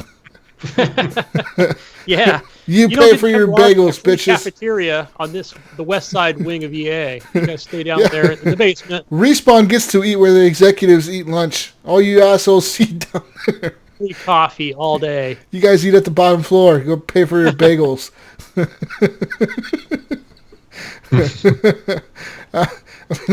I don't know. It's just, that's what I think. I mean, at the end of the day, it's Respawn, man, and they've done it pretty good. Like, it's kind of crazy to think Respawn got bought out for that much money when they only made Titanfall. You know what I mean?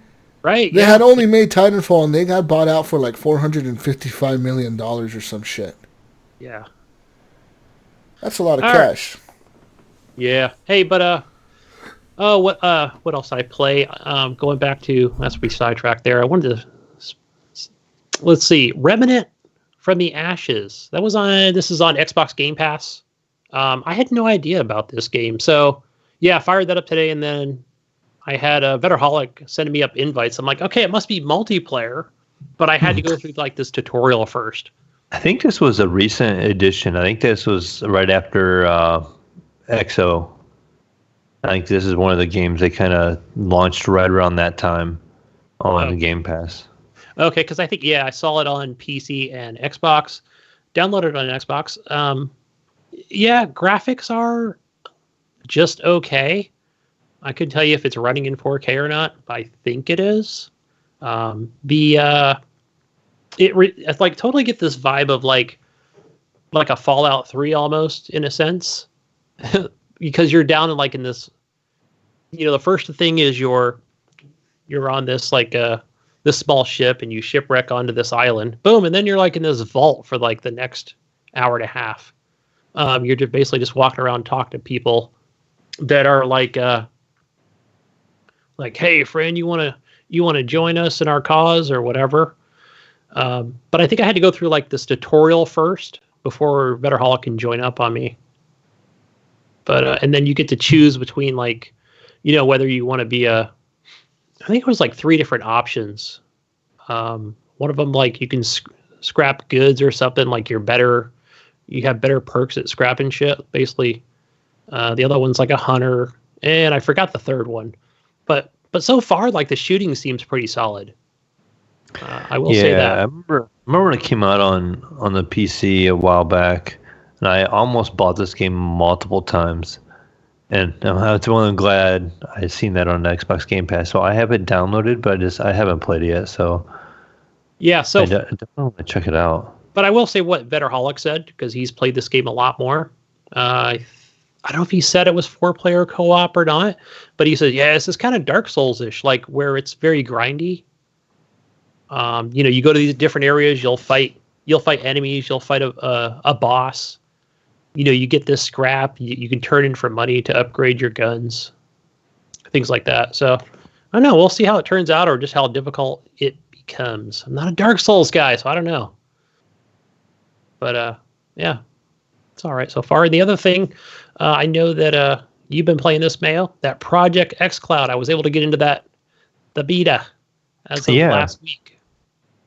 How's your experience with it been, being on the West Coast, the second best coast? Well, the Silicon Valley area, as you know, folks. You've got Google down here, and everybody has an office down here.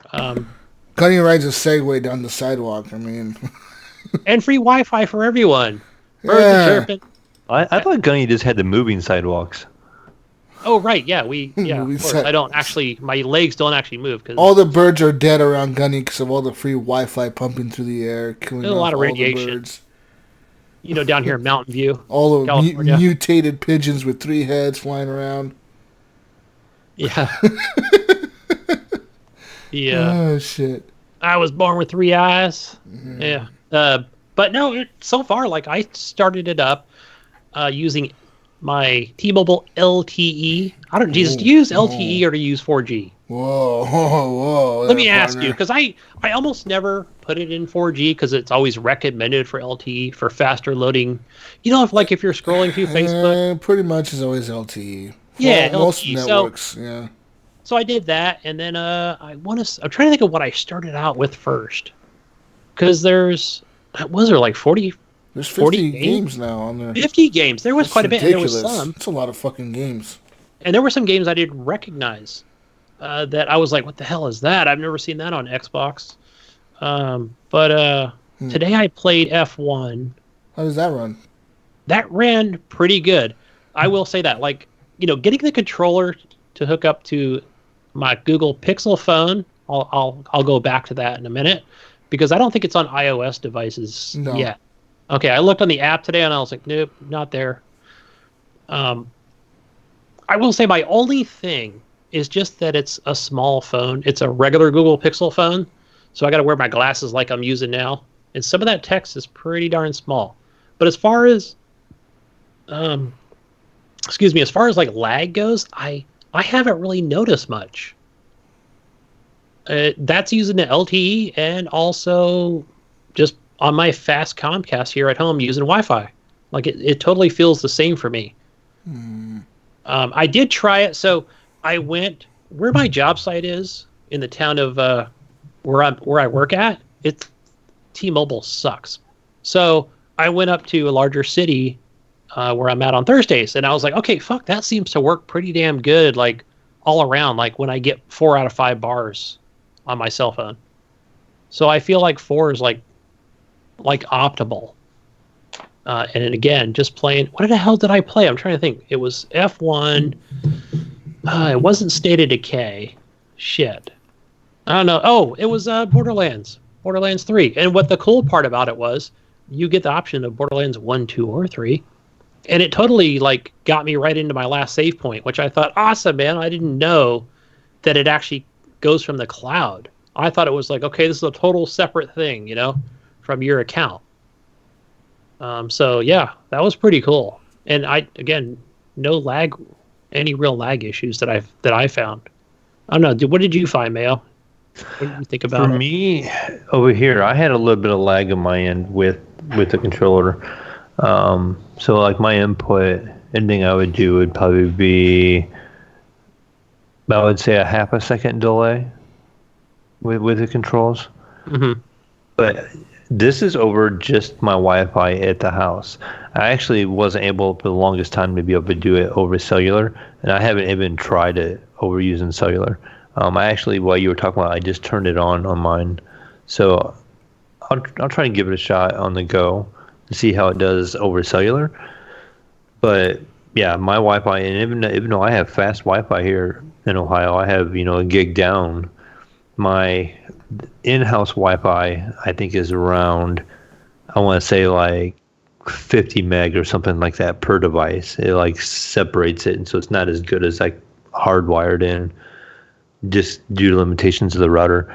But I'm curious to see how it is. I don't know if it's because of that or if it's just because I am so far away maybe from a server that I'm getting that lag. So, yeah. See, and that might be the difference for me where the city I'm in. Okay, so I'm pretty sure it's Mountain View where Google is. I know Microsoft has an office / data center. Pretty sure they have a data center down there.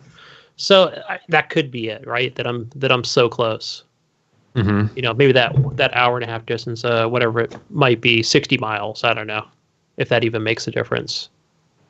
You know, because a lot of times it's even telling me like, oh, you're using, whether I'm on Xbox Live or whatever server I'm connected to. It's like San Jose. That's where the main hub is. Seems to be for everything, which makes total sense. The other thing too might be where I'm trying to think if I don't know. Maybe if once it comes to Apple, right? I still have my iPhone, and there's no service on it, obviously, as far as like a cellular service, but I can use Game Preview once that app is up and running and probably just do a comparison. I don't know, like maybe do a side by side and then actually play on the TV or on the PC to see, yeah, there might be that half second. I kind of see it now, where I really don't have a comparison. But, and it's pretty easy. I noticed too, man, I'm sure you've seen the same, where you can just switch over and do console streaming, which I did do console streaming, and that seemed to be, I didn't find any real issues with that. Going back to what was it, like a couple of years ago, when you were able to stream from your console to your PC or something, it was that, like your home internet Wi-Fi streaming or something, and there was definitely lag in that.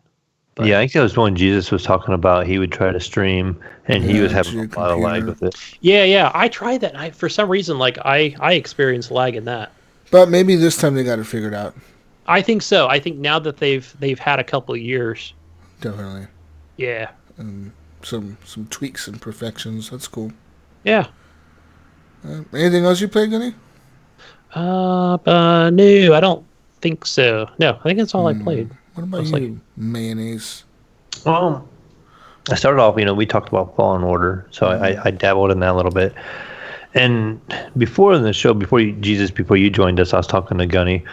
Have you ever had one of them weeks where you just had too many options either to play or whatever? You would sit down and play something, and you're like, I'm just not really feeling this game. Yeah, and then you pick up something else, and then you're like, I'm not really feeling this either. I kind of feel like I want something different.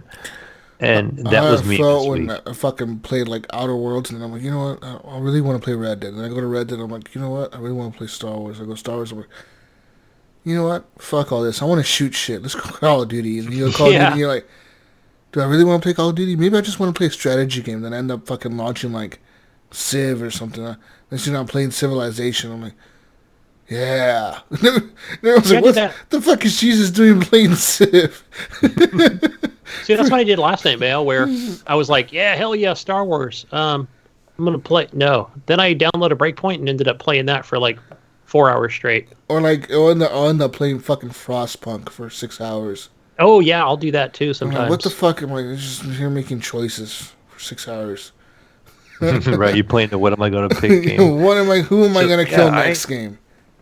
I downloaded on the Xbox Game Pass for PC. They added some new games, so I downloaded Rage 2. Oh, nice. Never launched it, so... the problem with Rage, it takes a little bit to get into. I started playing it, and like something happened in that game where I was just like, you know what? I don't feel like doing this. I don't feel like driving around my car. I don't feel like killing this fucking tower thing. I don't feel like doing this shit. So go ahead. Oh, anyways, I kept downloading games. So then I also downloaded Age of Empires, the remake, and I launched that to see how it would look, and it still looks like an old game. So I turned that off right away. I didn't even do the tutorial. I'm like, nope, not feeling this game. I don't want to do something. Should I play that now? Because I downloaded it thanks for the new hard drive. But Yeah, sure, I don't know. I haven't fired it up. at Yeah, all. I mean, I don't know what it looks like. I did download the texture pack, and it's supposed to make it look better. Why are you talking shit then? You didn't even download the texture pack, man. No, I did, and it still looks old. So Okay, well. you're gonna have to not mind the graphics, like an older style graphics. It still looks dated, but the gameplay in that game, that when I played it a long time ago, was actually really fun. But I didn't even stick with that. So in my indecision, I ended up going with a. Remember, Jesus, you sent me a link to an article, and I'd seen it before, about this thing called Viveport, and it is a subscription service for VR gaming. Nice. So I'm like, you know what? I can't make up my mind what I want to play. I feel like playing something different. And there's a couple of VR games that I want to play that are music-based, kind of like Beat Saber. Hold on one second here. Mayo just killed his cat, guys. Holy shit. Something crashed. Cats are killing me in the He background. just beat his cat, kicked it across the Fighting them room. all. Cat's But knocking anyways, down the base of the table. Just kidding. I wanted to play a game like Beat Saber. So there's a couple rhythm games that come out. There's one called Pistol Whip that looks really good, and another one's called Audica that looked really good. And this Viveport is, you can have all these games and you can pay a monthly subscription and you have access to this huge library of games. So I'm sold. I look it up and I see some titles on there that are pretty interesting. So I go ahead and sign up for it, and you can do a 2-week free trial. And I get in there and I look at the first page in the library, and there's 3 games in there that I wanted. It was I wanted to try this little Angry Birds game, and then they had the new Doctor Who game that had come out. It's like a story on Doctor Who through VR. Oh, sick. It's on Isn't Steam that the and one you stuff. wanted your wife to play? Yes, that one was on there, and there was one other one. I can't remember what it was. I added to my library. They were all on the front page, and then there was maybe 25 pages I could cycle through of VR games. That's a lot. But as soon as I got to the second page, I seen nothing I wanted to play. Got to the third page, nothing I wanted to play. I went through probably 15 pages, and it was all what I would call like Shovelware? phone game quality stuff. Just games that did not look any good at all, That's lame. or they were just really cheap VR games. Almost like, I know what the other one was the Fruit Ninja. So the VR version of Fruit Ninja. Yeah. That There you was go. Play it again. it was a lot of phone like games Yeah. that was on there. And so I went ahead and downloaded and played the Angry Birds. It's called Angry Birds VR Isle of the Pigs. And it's just basically a 3D version of Angry Birds. I mean, it's literally just like the phone version, except for you're standing in a set spot and you actually get to hold the slingshot and you get to kind of point it and just fire the bird and go from there. But it just was just Angry Birds, so Right, yeah.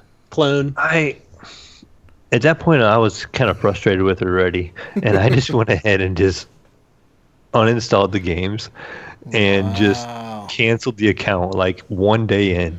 And sold his VR headset all at the same time. Right? Yeah. No one give me some PSVR. Now, I still enjoy the VR quite a bit, and now in this week's news, I have reason to keep my VR for quite a while. So yeah. Okay. we can hit on that in a little bit, but the other game I played, I remembered last week. So since I'm kind of in like this gamer block and didn't know what to play, I gave Alan maybe his wish here, and I gave some Realm Royale a chance. You know this is a trick, right? He wants to challenge you in this game eventually and be like, Yeah. HGP I'll take versus you on, GFNG, Realm Royale. Yeah, I know that's coming, but so I just gave it a shot. Again, I played this game when it first came out. It maybe a little bit's changed, but not the base mechanics of the game is pretty much the same. I did have problems right away with the game being real laggy, and then the queue times were really long. So once I queued up, it took me about a minute and a half to get into a lobby, and then when I get into the lobby, it was like a minute and 45 seconds before we could actually drop out of the ship. And I dropped down, and I think I had 5 kills my first round, and I'm pretty sure 4 of them were bots. They just controlled like a bot.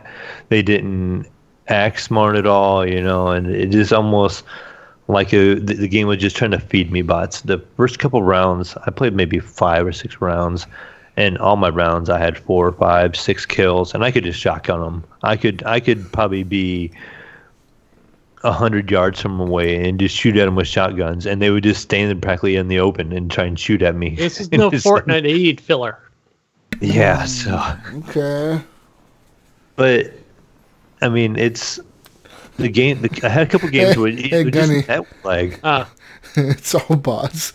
No wonder Alan maybe thinks he's like really good at it. He's just in there playing bots. He's No, they're God, real. him and Snyder are in a squad together. They're the only players in the whole fucking server, and it's them against bots, and they think they're really fucking good. No, Look at all these skills we got, guys. We're number one.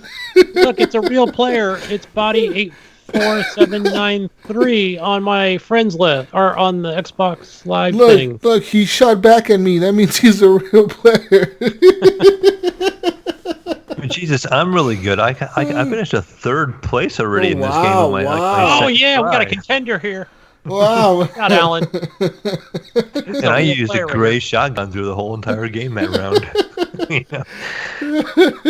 But Alan and Snyder think they're like the best players in the world, and it's just them playing against bots.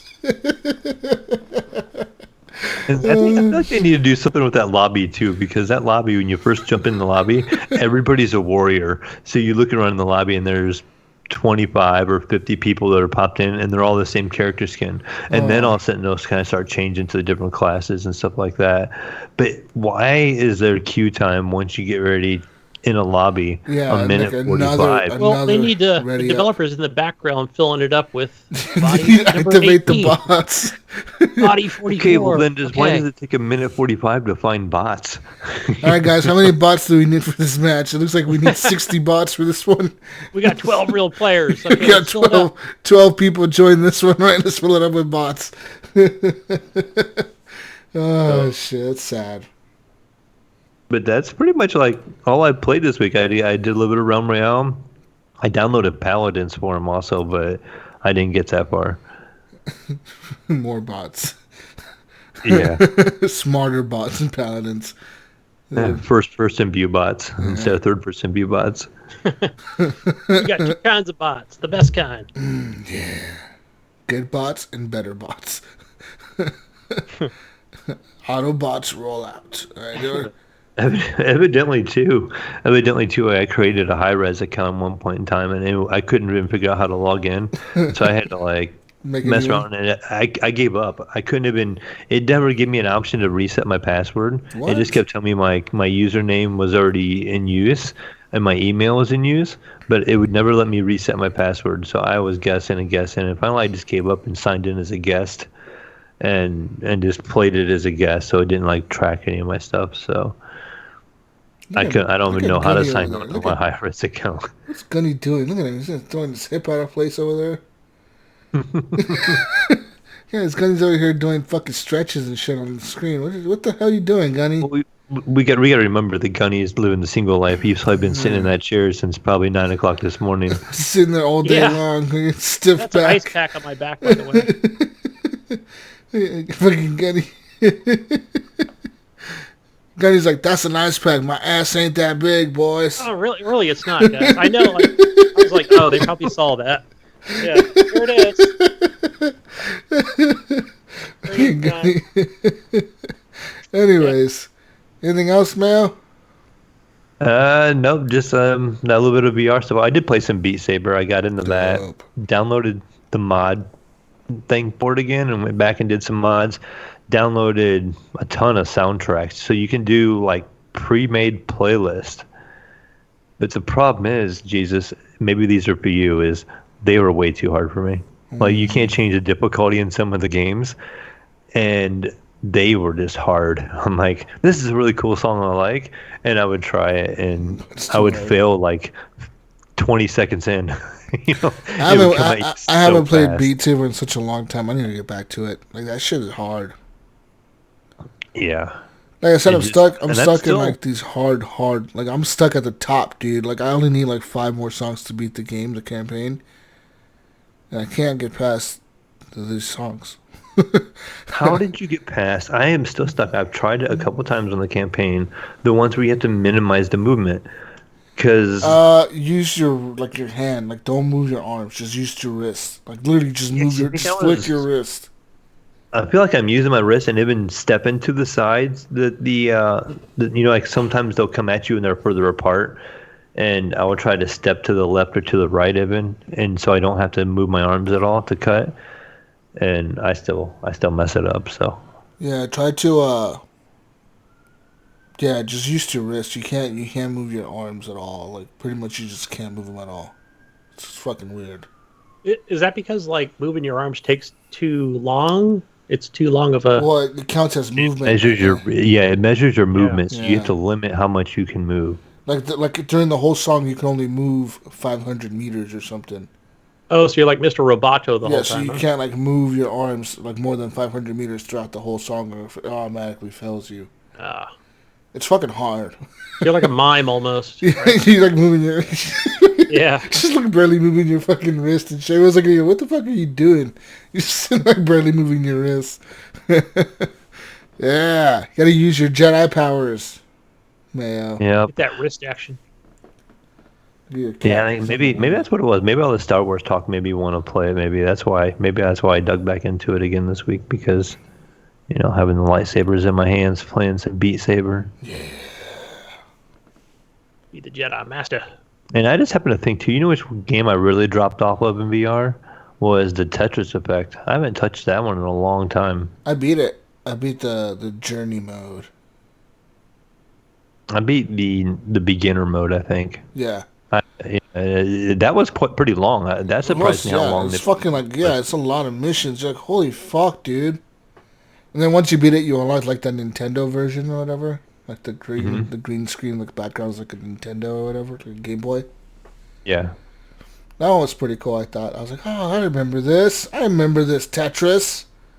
Damn, I can't wait to play that. That just looks like so much fun. Tetris Effect. It's fun. It's music. a cool soundtrack. It's a really cool soundtrack. It is. Yeah. Speaking of soundtracks and cool stuff and things and controllers, I bought a new controller this week, boys. Yeah. A new Did you get a Stadia? PlayStation Astro controller? No. A Scalp controller? Kind of, but no. I got myself Elite. Elite 2, Gunny. Ooh. Woo. Money bags over here. Yeah. Whoa. They call me Moneybags Jesus. Damn. Mr. Elite Hands Jesus. All that Ryan Gibson talk about how awesome that controller was. Pretty much sold me. Goddamn Canadian. Yeah. So yeah, I went to Best Buy the other day and I decided to buy it on Best Buy. I ended up paying full price for it because there's the thing, right? Like I wanted the warranty for it. And at Best Buy they offer you $40 warranty for 2 years. Then it's Geek Squad, and Geek Squad is arguably one of the best warranties out there. Compared to like Costco, they're pretty much up there with them where like yes, something breaks with your shit, like the grip starts peeling off or the bumper breaks, you can just take it back to them and they'll give you your money back or give you a new one, you know what I mean? And you just re-up your insurance policy or whatever. So I was like, you know what, I'm going to do that. Because GameStop does offer a warranty, but GameStop's warranty is only $50 a year. For a year. Oh, that's too expensive, yeah. So it's like, you know, like Best Buy is 2 years for $40, and you're charging me $50 for 1 year. It's like, come on, GameStop. You know what I mean? Like, what the fuck? Yeah. So it's kind of shitty, and so yeah, I didn't want to deal with GameStop. I just, you know what? Best Buy is probably not going to go out of business in the next 2 years.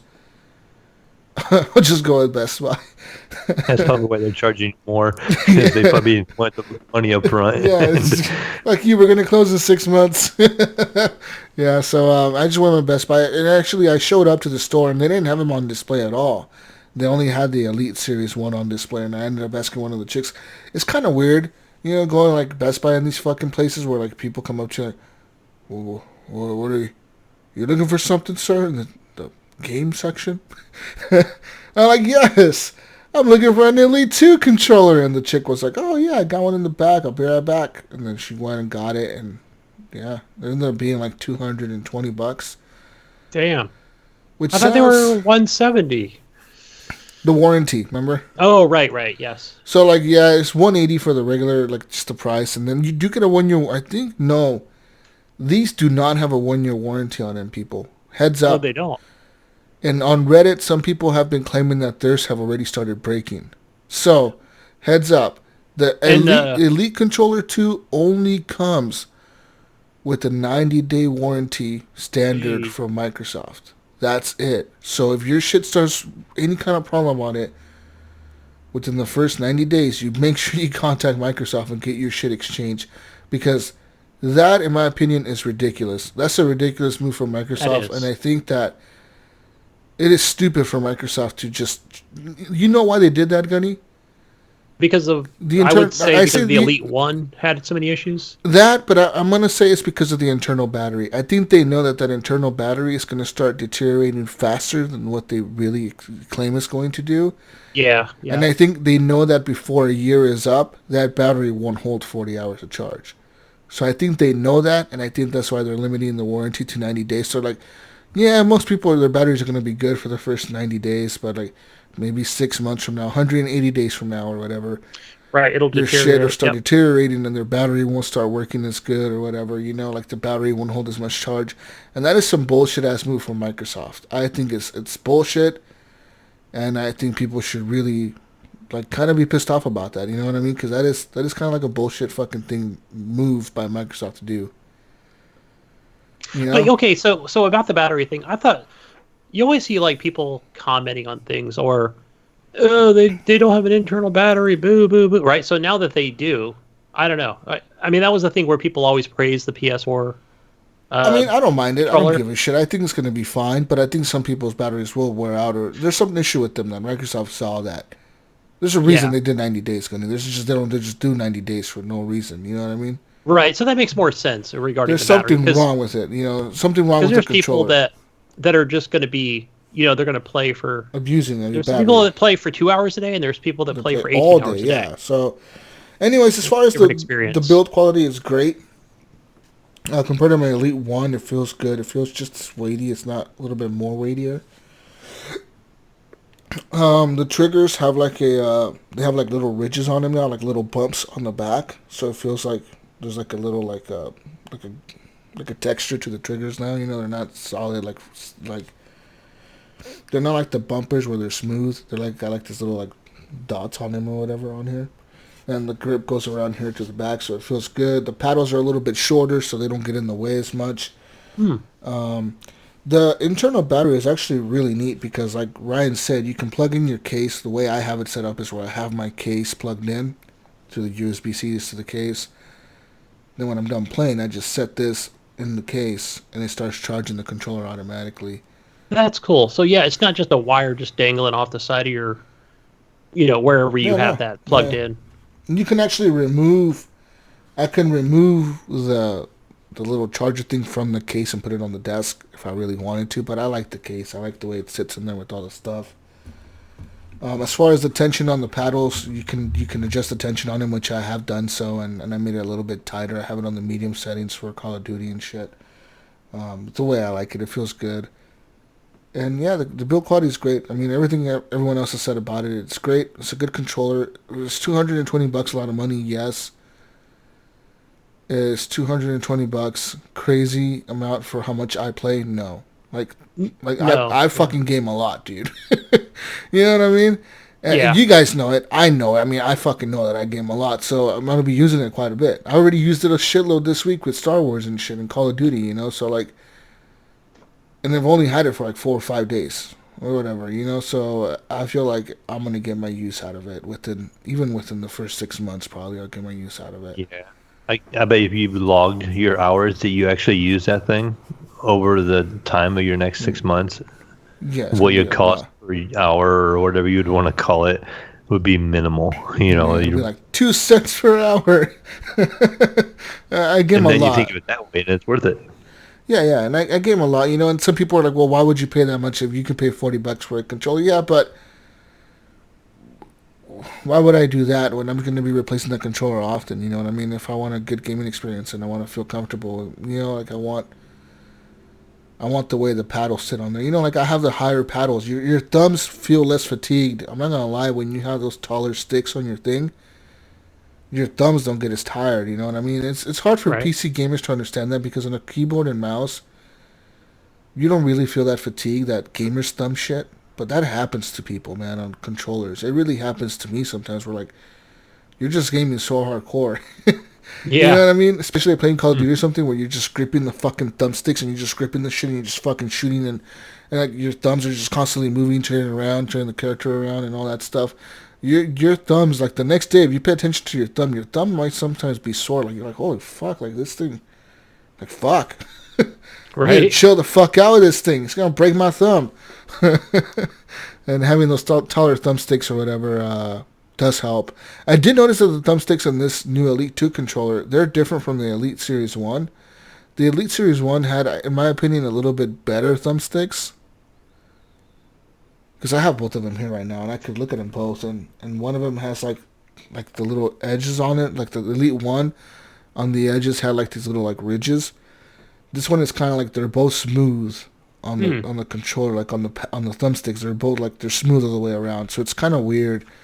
In my opinion, the Elite 1 maybe were a little bit better, but they do work on the Elite 2 because I tried moving them around. Okay. Matter of fact, I think I have the Elite 1 on the Elite 2. This is what I ended up doing. I like my Elite 1. I mean, besides I broke the LB button, shoulder button. It still works, just all crunch, crack. You need to. You said I could replace those, right? Yeah, go to eBay. Yeah, eBay and buy a replacement kit. I think the last time I bought one, it was like $4 or something, and they send you like everything with it. They send you the bumpers, like the little screwdriver, the little prying tool you use to pry the shit open.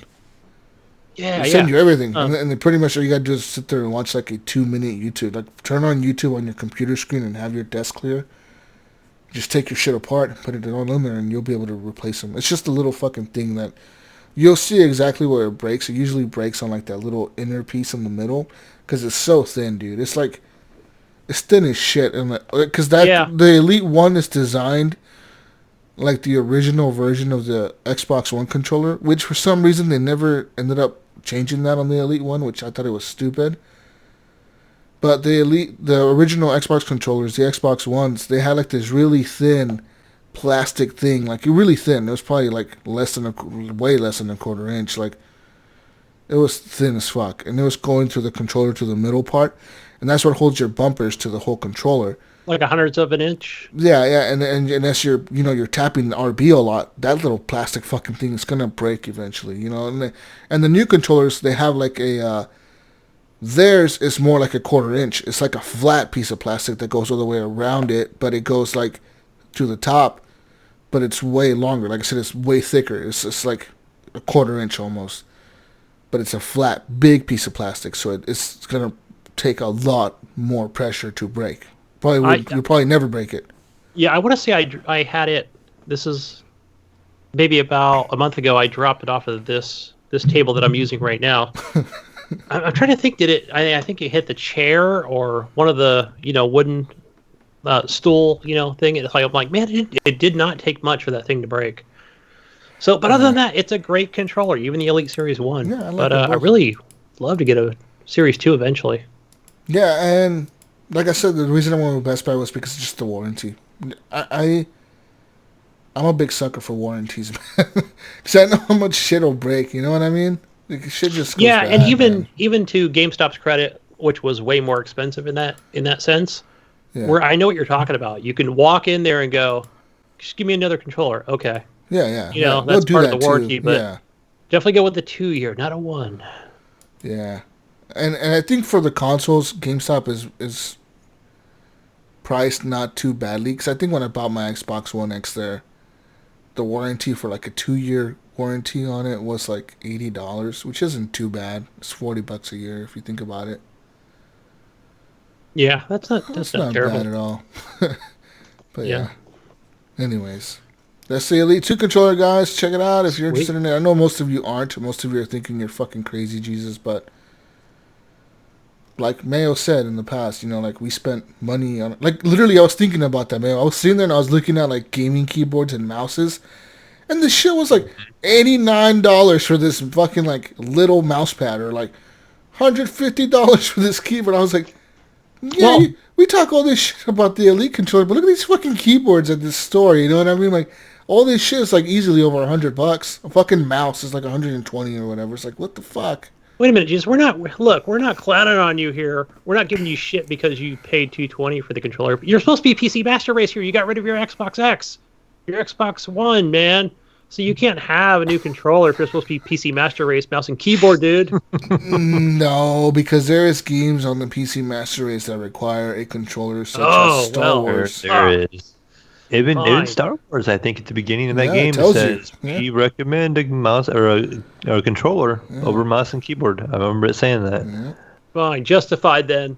Justified price. I get it. Fuck you. I still kick ass in Call of Duty, motherfucker. Even you got your gold gun. Yeah, I got my gold gun. It was pretty nuts the other day. I was playing with Brink, and I fucking joined him, right? And he plays mouse and keyboard, so every time you join him, you're going to be in those fucking asshole PC lobbies.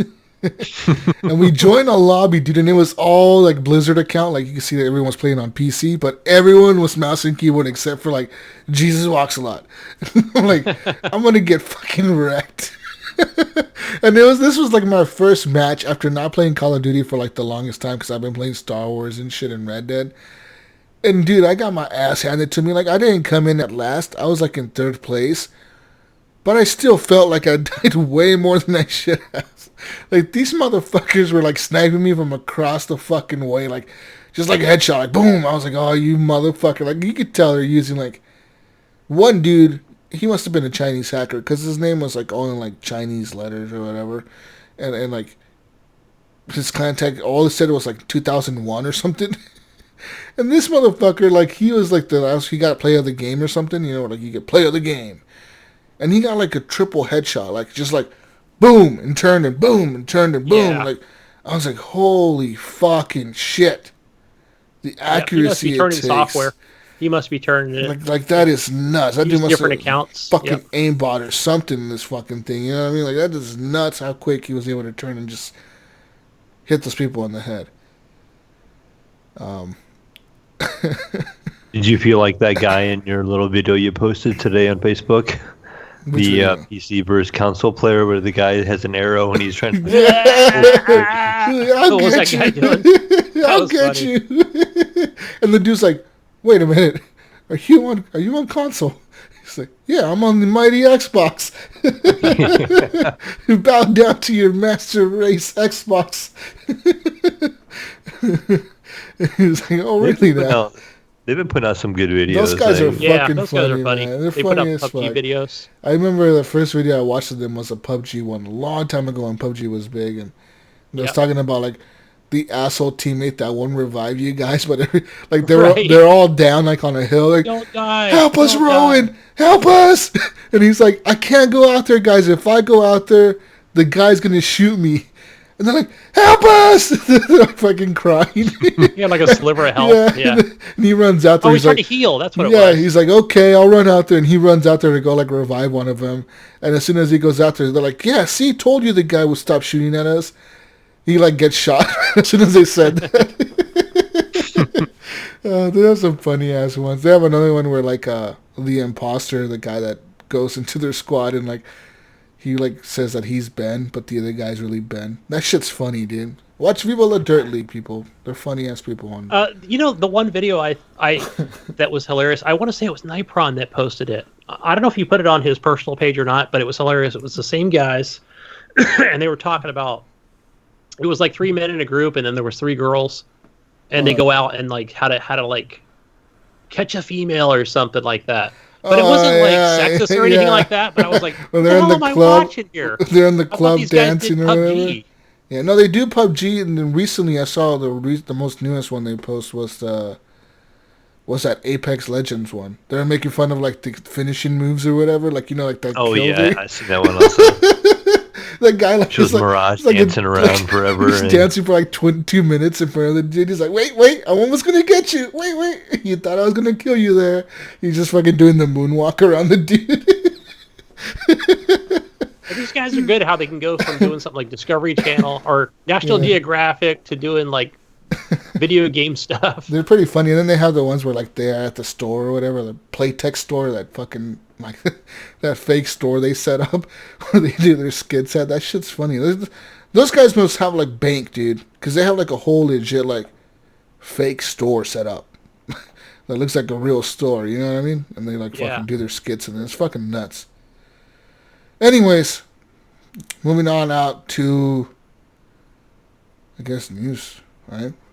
News time. It's news time. Let's get into the news, Mayo Machine. We got news for you, my news friend. This week. I know. Man. Oculus Black Friday deals for the 2019. Here you go. So, we've already seen some pretty good deals on the PSVR headsets this year. They're coming in at $100 off.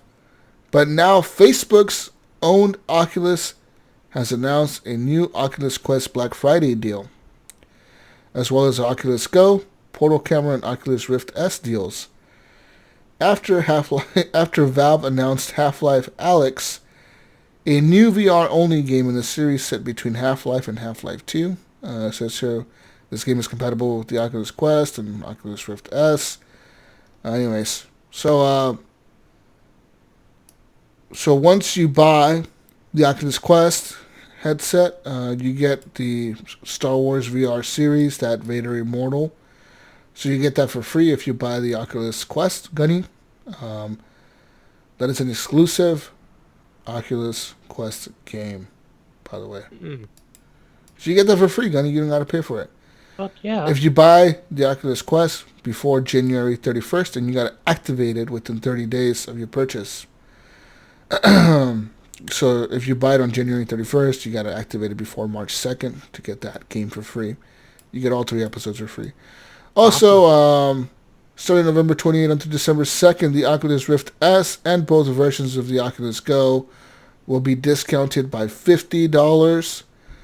Also, Facebook plans to discount its Portal devices, which are touchscreen displays that let you video call your friends and family, display photos, and control your smartphone with built-in Alexa support.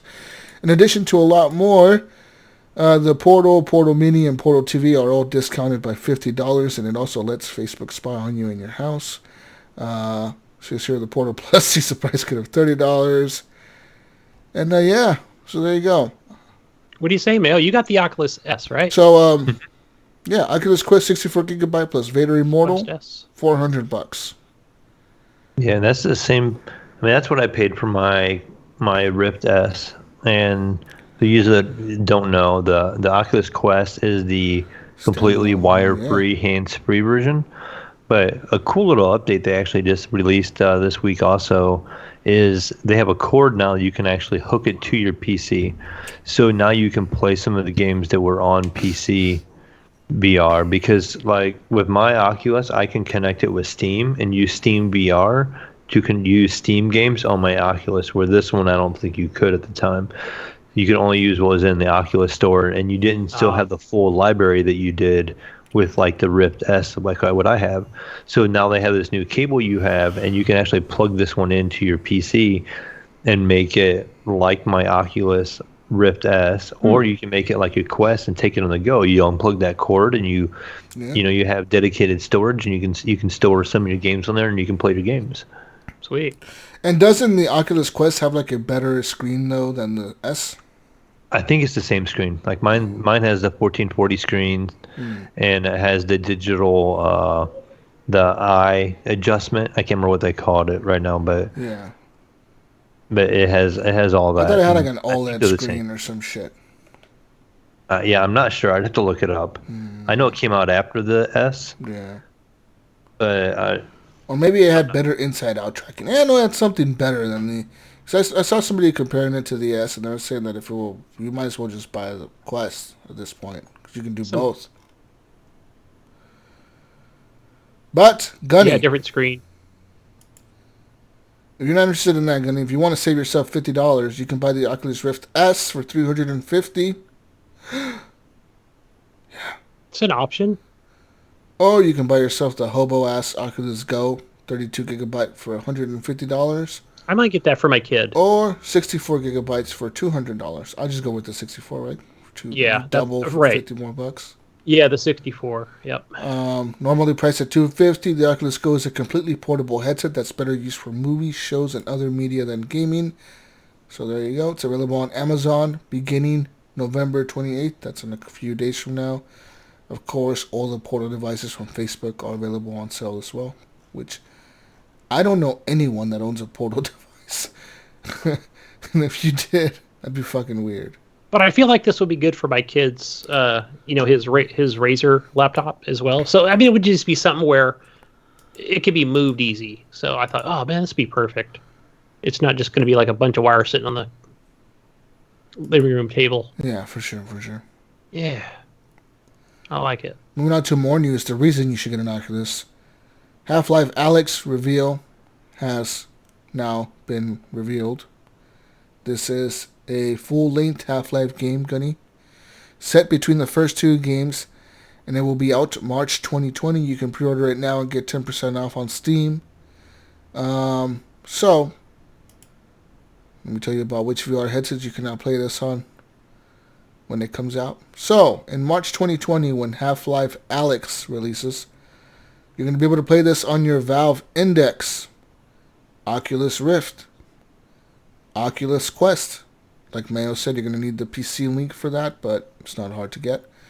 The HTC Vive, and if you owned a Windows Mixed Reality headset, you can be able to play it on that as well. So that's interesting. They pretty much allowed you to play this on everything except for the PSVR, right? So yeah, that's neat. Which you will be able to eventually. Yeah, if it comes out to PS, yeah.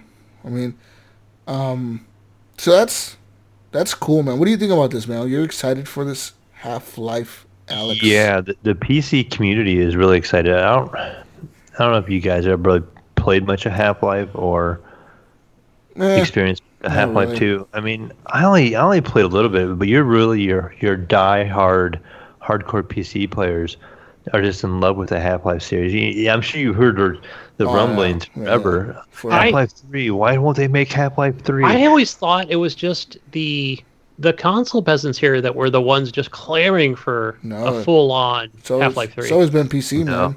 I forgot about those guys. It's always pretty much been mainly PC at first, and it came out late to the console. I think it came out with the orange box, maybe. Is when you guys got it. And that was like a celebration at that point, where it was like an anniversary pack on the PC, where all the games were kind of in one location and stuff. But so what's cool about this is it just is exciting that Valve took the time to really make this full. They're calling it a full VR experience, and it's a full game. They're not calling it a demo. They're not calling it, an example. This is one of the 3 games they said that they were actually developing. And I don't know if you guys have seen the trailer or not, but if you even pay attention at the very beginning, a Steam logo kind of appears, and it's almost like they're saying, hey, we're back as a brand, and we're going to start developing games again. That would be Valve, right? Yes, as Valve. And I've been digging into this and just seeing some different information I found on this game. And I hear this game is going to be, I'm trying to remember what they said hours-wise. It was, I think, 16 to 20 hours to beat in VR. Know it was going to be that long. And people were, I guess, were interviewing, I can't remember if it was IGN was interviewing one of their makers, and they asked why this game is like VR only, because they kind of limited their player base, because your PC players who have been asking for a Half-Life game forever, and they said that they wanted to make it a true VR game, and to make it a true VR experience was to take away the mouse and keyboard support. So they said that they'd done things in the game that you just can't do with a mouse and keyboard or a controller. And so they built the game around VR and kept it in mind the whole way going through. So that's kind of exciting, knowing that we see this game come out that's going to be a long that they're calling a AAA game. I mean, we'll see when we get it, I guess, but a full-length game in VR, a shooter kind of action experience, I guess you could say, because like how you have your AAA titles like Star Wars, it's like big budget action, and you just really feel and enjoy it. And I think everybody's hoping that for this being kind of the first real large VR game. And then too, they said also, the developers said, like, well, why aren't you making like a PC version? Why didn't we get that also? And they said that they felt the pressure early on that they couldn't live up to the expectations if they make a Half-Life 3. Like right now at this point, they feel that the game is so on such a high pedestal. I don't know. Say that again. One more time. They couldn't live article. Up. I heard they didn't feel like they could live up to the expectations that so many people have for Half-Life. I don't know. Do you smell that? It smells like, I don't know. It just smells like bullshit. It smells like this VR is a cash grab. Well, I think it is too. But they said they were afraid. Basically, they said they could bring back Half-Life, and if this fails on VR, then they can be like, oh, it's just a VR title, and we tried, such and such. But if they came out with Half-Life 3, and the sequel wasn't very good, who cares? It's been so long. Yeah, you still got Steam.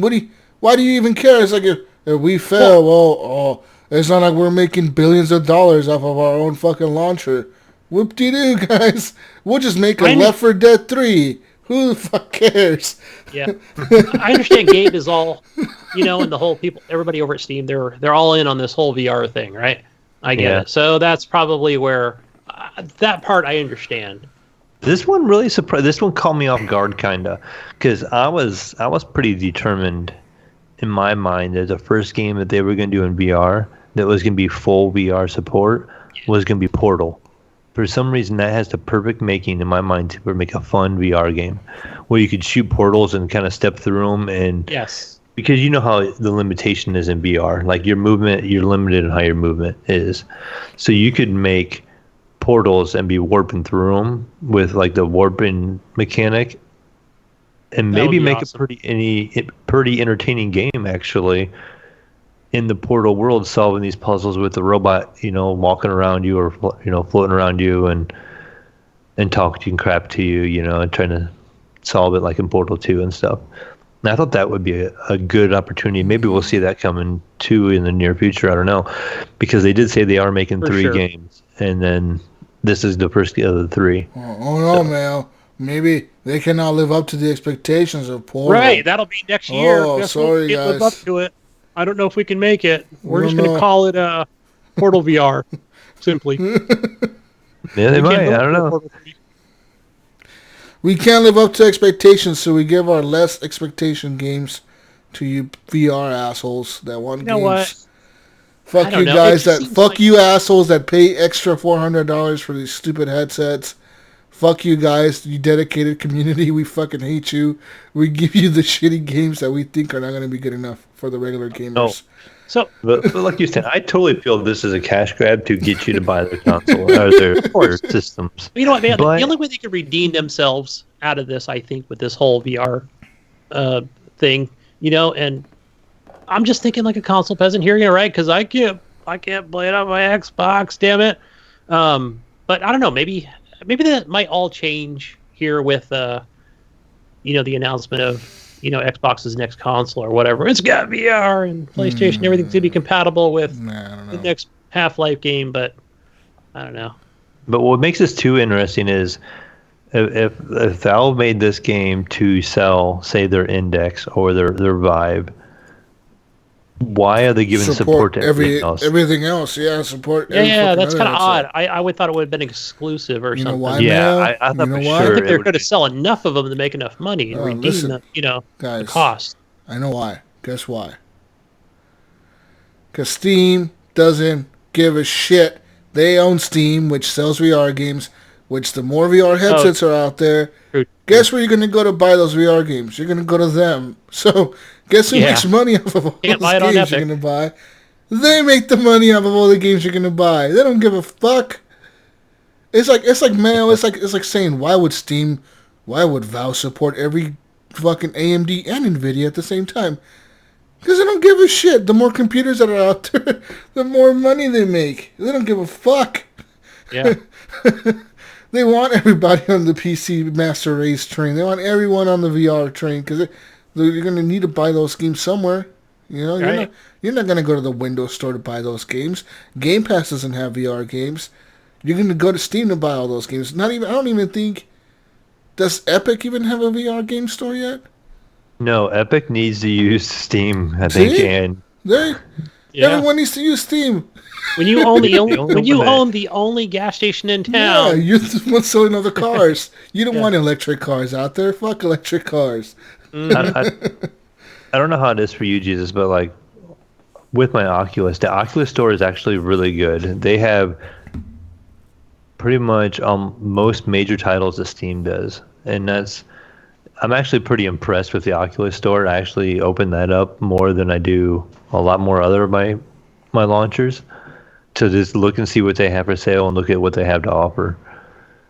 Because a lot of the stuff, they have Beat Saber, they have all your major games, with the only exception of the Valve games that are made, or there might be like one or two I can't think of off the top of my head. Super Hot? No, who's that? Super Hot's on there actually. I can't remember what it was, but it was some kind of Valve game or Valve related kind of thing that's not on there. But most of the games actually are on the Oculus Store. They do a pretty good job. Unlike that Vive port I checked out, like I said, that thing was that was so full of VR trash that I just couldn't do it. I even uninstalled it. So. All right. Well, moving on to more news. If you want to play this Half-Life Alyx game, Mayo, I got the minimum recommended specs for it. You ready? Yep. You ready for this, Mayo? You ready to hear that you can't outrun this? I can run it, no problem. You're going to need an Intel Core i5 7500 minimum or a AMD Ryzen 5 1600. You're going to need at least 12 gigabytes of RAM, which it's interesting that you need that much RAM. That's a lot of RAM. An NVIDIA GTX 1060 card, or an AMD RX 580 with at least 6 gigabytes of RAM. It says here that, according to Steam hardware survey recently made, the average PC gamer is running these days. It says here that only 45% actually have 12 gigabytes of RAM or more on their PC, and only 35% of all PC gamers have the requisite graphics card or better. That's insane. Only 35%? You telling me that more than 65% of gamers don't have a GTX 1060? Evidently. Insane. I wonder how long ago that survey was taken. That seems kind of nuts. I feel like most people would have that. I feel like most people have 1080s and shit, don't they? Yeah. Yeah. Or at least the people getting into the 2000 series. Yeah. Anyways, moving PC on. police are coming. Yeah, you hear them? I heard them coming for the PC. I heard us talking. Moving on to some more news now. Amazon will announce its game streaming service next year, according to a report. Wow, what a surprise. It says here rumors have now surfaced earlier this year that claim Amazon was developing a game streaming service, but despite the launch of Stadia and Microsoft's demonstration of Project xCloud, Amazon has yet to hint at its game streaming plans. According to a new report from CNET, however, they say that it's going to be announcing the service next year. In January, details around the service were sparse, with people allegedly familiar with Amazon's plans claiming that the company had approached publishers about putting their games on the mystery platform. The report from CNET adds that it's been recruiting people from the likes of Microsoft to assist with the streaming service at launch, along with new hires for another gaming initiative related to the service. Job listings have not explicitly mentioned the streaming service, but they have mentioned Amazon's desire to explore streaming in more general terms. Twitch job postings like this one.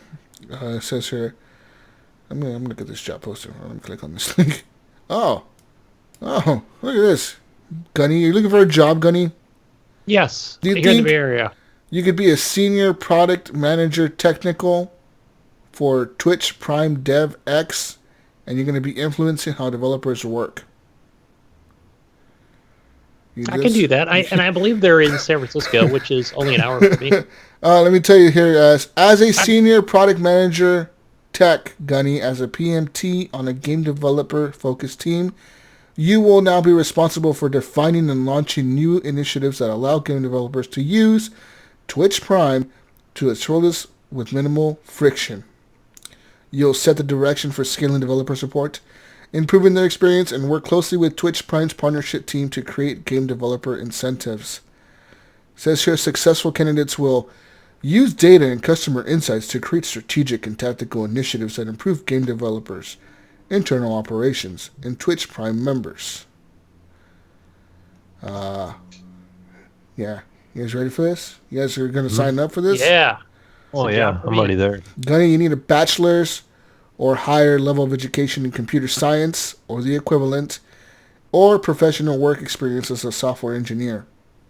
You're going to need 5+ years of experience owning the product lifecycle of a technology service product, or a major feature within a broader service used by engineers and technology professionals. And you need strong technical depth in areas of system design. All right, Gunny? Understanding of Amazon's cloud services. I don't know what you just said, but I'm going to go back to just driving a truck. I'm going to drive my truck. Partner. Never mind.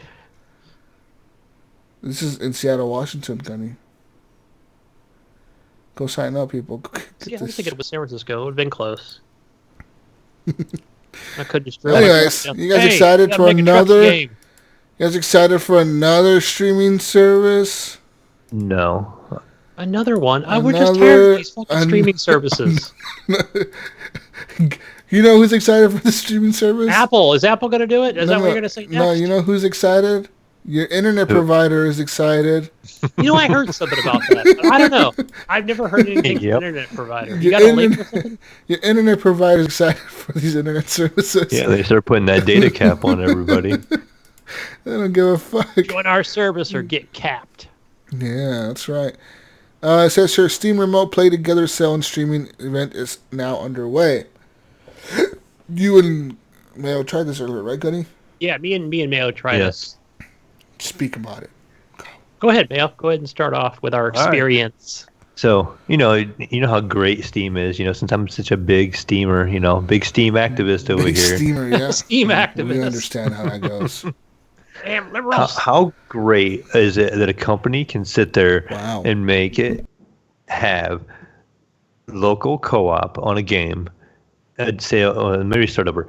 So if a developer makes a game and they don't make an online version of that game, and they make a local co-op only version of this game, Steam has done all the work for that developer to let us take one of their games and let me, as like a host, as Gunny and I have tried, I can invite Gunny to my local co-op game, just like he's sitting on the chair right beside me.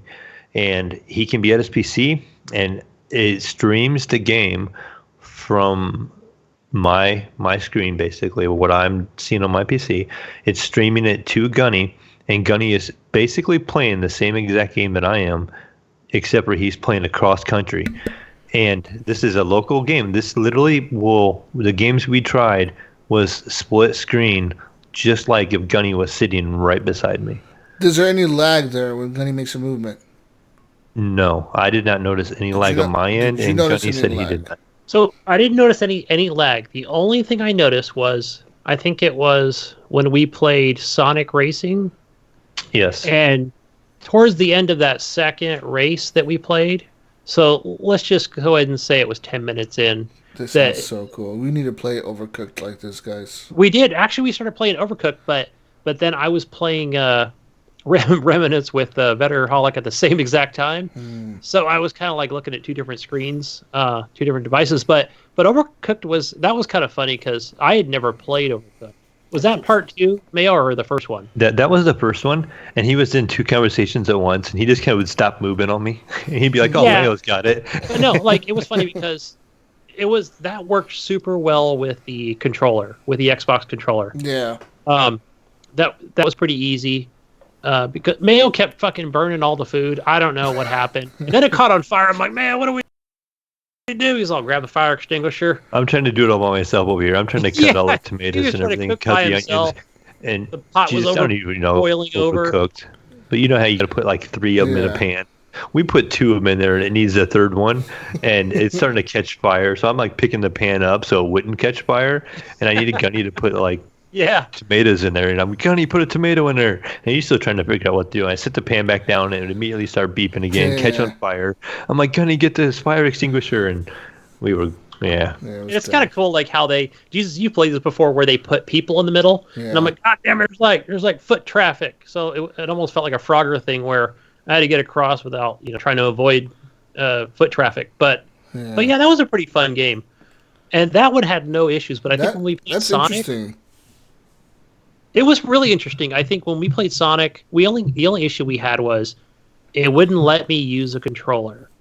I had to use mouse and keyboard. And I think it was just that game, though, for some reason, why it was having an issue. Yeah, and I think it was well into the second game that things started to, like on my screen, they were fuzzy. Kind of like our connection was not that great. And it shows me on my screen on the right-hand side. It reminded me of xCloud, where it's showing like, hey, this is the strength of the remote play. And that was actually kind of going down. But it didn't play into the lag at all, I felt. I felt like I was still, like the controls were still responsive. And also, Jesus, I'll throw this in out there too. While we were doing this, we were also on a video call. So we were using Skype and doing a video call while we were playing this game together. Oh, we played Cuphead together too. Nice. Yeah, that was cool. Like just having, again, like sitting in the same room. That was pretty sweet. But I think next time what we ought to do, Mayo, is we're going to try this. Like we're going to get into a like an actual Steam call and do it that way and see if any use Steam Chat or something or Discord. We'll use Steam Chat and then what we'll do is we'll not have up these videos going. And have Skype up at the time, and we just left it on while we were trying to figure it out. But the cool thing about this, Jesus, is you only need 1 copy of the game. So if I own the copy of the game and it's a 4-player co-op game, I can send out 3 invites to anybody in my friends list, and we can all play together with just off of my copy. So that's pretty cool. It's kind of cool that you don't have to buy multiple copies of a game or anything like that. And it works really easy. And they've integrated it so into the Steam too, to where you can filter your game list, and it'll list only the games that support it. Because trying to figure out what games had local co-op off the top of your head is kind of hard to remember. But like I filtered it out on mine already, and right away I see like Awesome Knots and Battle Block Theater and Castle Crashers are options. Cuphead, Death Road to Canada is an option. There's a lot of games on here. I have 153 games that support this feature in my library. That's cool. So yeah, we could do some community Overcooked or something like that. And I think you guys can even play one of my games off my account, off the Mayo Pass. Oh, and remote play that. And remote play it to other people. So like you guys don't have to buy it. You can play it off my library and then send invites to other people from my guests. Yeah, and I felt like that was super easy. It pretty much just pops up as long as you got Steam up, or maybe you don't even need that. It just was like as long as it's running. It was like boom, accept the invite. Okay, boom, and then my screen was up and running. It was just a mirror of his. Because it's just streaming whatever he has on his screen. Yeah. It can even show my frame rate counter on the corner of his screen. He's like, I've never seen that before. I was like, man, look at them high frame rates I'm getting. Mayo's like, yeah, that's mine. He had it all fully optimized. Yeah, according to Steam, this week they're having 100 streamers start streaming it from November 20th at 9 a.m. to showcase it. So that was this last week. Yeah, and I'll probably buy a couple smaller games so that actually... You can just play like Monopoly and shit, motherfuckers, or buy like all those board games on there and just fucking play against each other. Yeah, 'cause And my this son's week- always asked me to play, and I'm just like, well, your screen's in there, mine's here, Still, we get We gotta buy everybody. two separate copies. We got family game night. Gunny, Jesus will be joining. Jesus is coming over for family game night, and Mayo's coming over. And if you go to Steam, guys, and you look on that page, there is a whole list of family games on there as And well. then- Yeah, they have a sale for this actually to go with this to promote it. All these family games and co-op Nice. games are actually on sale right now on Steam. me and Evan Tanaka are going to be playing against Gunny and this kid and little Mayo, and Mayo can team up. Oh, that'd be fun. Play all kinds of games, guys. Yeah, I know. Holiday games. I was surprised because the Sonic racing game didn't have an online feature. If you remember the first Sonic All-Star You don't Transform, need online anymore, Mayo. Right. This So is now- the new online. So I remember hearing you hear development of games takes a lot longer to get to the online aspect. How big is this for an indie developer? I wonder if they could just make a game local That's co-op huge, yeah. and not have to worry about development of the online multiplayer. I hear that takes up a lot of their time. What if Microsoft does the same shit? Yeah, that'd be awesome. You know what I mean? You can invite your Xbox friends and play games with them. That would be really cool, especially now that this idea is out there, and I'm sure Microsoft probably figured out how they did it, Yeah. and be like, yeah, that's a good idea. We can make that part of xCloud, and bam, there you go. That'd be so fucking sick. I think it's gonna be a big hit. That's a game changer for people, man. There's people that live across the country, people that don't live in the same states, and that want to game with each other or whatever the fuck for whatever reason, and stuff like this. It's interesting how people can be so far away and be connected at the same time. You know what I mean? I remember the first one I really experienced that was with Overcooked. We were playing it. That was a game I was so disappointed that it didn't have all. Yeah, it sucks because you launch it and you're like, this game looks everybody was so fun. This game looks so fun. But this sucks. I can't play with people. Right, you have to play with local co-op, and luckily enough for me, with my kids being older, my kids and I, we could sit down and play it. The four of us could sit and play, and we could have a good time with it with four people. Yeah. But most people don't have that opportunity, and you want to play with other people online. So to be able to let somebody join your game like this is pretty cool. Yeah, the future is now. Just like Cool stuff. Just like Cyberpunk, guys. Oh yes. Moving on to some more news. My boy Elon Musk. He wheeled out his new latest vehicle innovation Musk in his truck. from Omni Consumer Products yesterday. It's called the Cybertruck. Whoa, innovative. Why is it gonna look like it's got bullet holes in the windshields? Well, let me tell you, Gunny. This Cybertruck, right? It has bulletproof windows, and the windows were supposed to be shatterproof, They look shattered. but they got shattered during the demonstration. So Throwing steel balls at it. that wasn't supposed to happen, according to Elon Musk. He was like, "Oh fuck, that wasn't supposed to happen." So, anyways, according to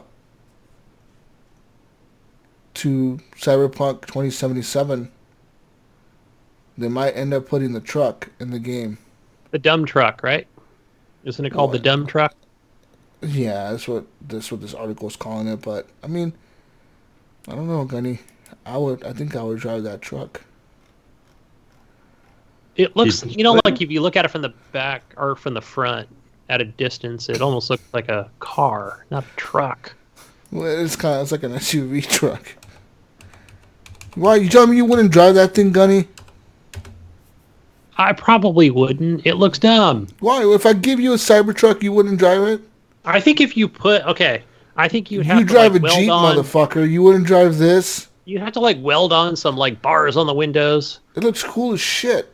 It looks futuristic. You could take it to your little 4-wheel drive shop, put a Nerf bar in the front. Yeah, and Gunny. There you go. Put all that. that bullshit you put on your Jeep, fucking little fucking bar in the front and shit, and little winch then thing. I would drive it. And once you pimp it up, like Sean Fuller said, pimp that shit up. Hell yeah. Put some get some big old floodlights on the top of it. It looks very like generic with like that one color, right? Like that silver. Yeah, that's the thing, right? I don't know. I guess if you made it like a candy apple red and I'm looking at a black one. Accessories on it, it would be more. I'm looking at a black one right now. The black one looks pretty nice. Yeah, the only thing is just it's got that shape at the top. It's just what is this, a house? So they're saying that like a fucking house, so the Cybertruck comes with a loading ramp, Gunny. With a loading ramp, so you can load your like 4-wheeler onto it, like it automatically like comes down and you drive your little 4-wheeler up there. Which Elon Musk's company, Tesla, has also developed a special ATV for the truck that fits it perfectly. I mean, I can see if you're driving this on the moon, maybe. Also, Gunny, also, so the Cybertruck has bulletproof windows, right?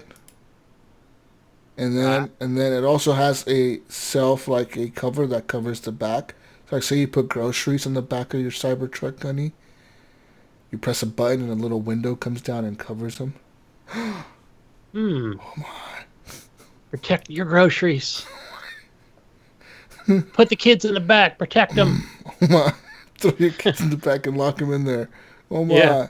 Also, this truck, Gunny, can have a tri-motor all-wheel drive engine with a range of 500 plus miles. That's electrical miles, Gunny. And it can reach 0 to 60 in just 2.9 seconds. Damn. With a top speed of 130 miles per hour, a towing capacity of 14,000 plus pounds, and a beautiful starting price of $69,000 and $69,900. So, almost $70,000. Once you get done with all the paperwork, it's over $70,000. But who cares? Who cares, Gunny? You're driving a fucking Who needs a truck. Dodge? Who needs a Dodge? 2500 diesel. Who needs an F-150 when you got a dumb truck? When you got this motherfucker? All right. Thanks Can to I our hang a Facebook flag in group. the back of this truck? That's what I want to know. Thanks Can to I our mount a Facebook flag? group, all I see is Laura Craft. The old Yeah. school. Yeah. You see that? You see the one with the halo?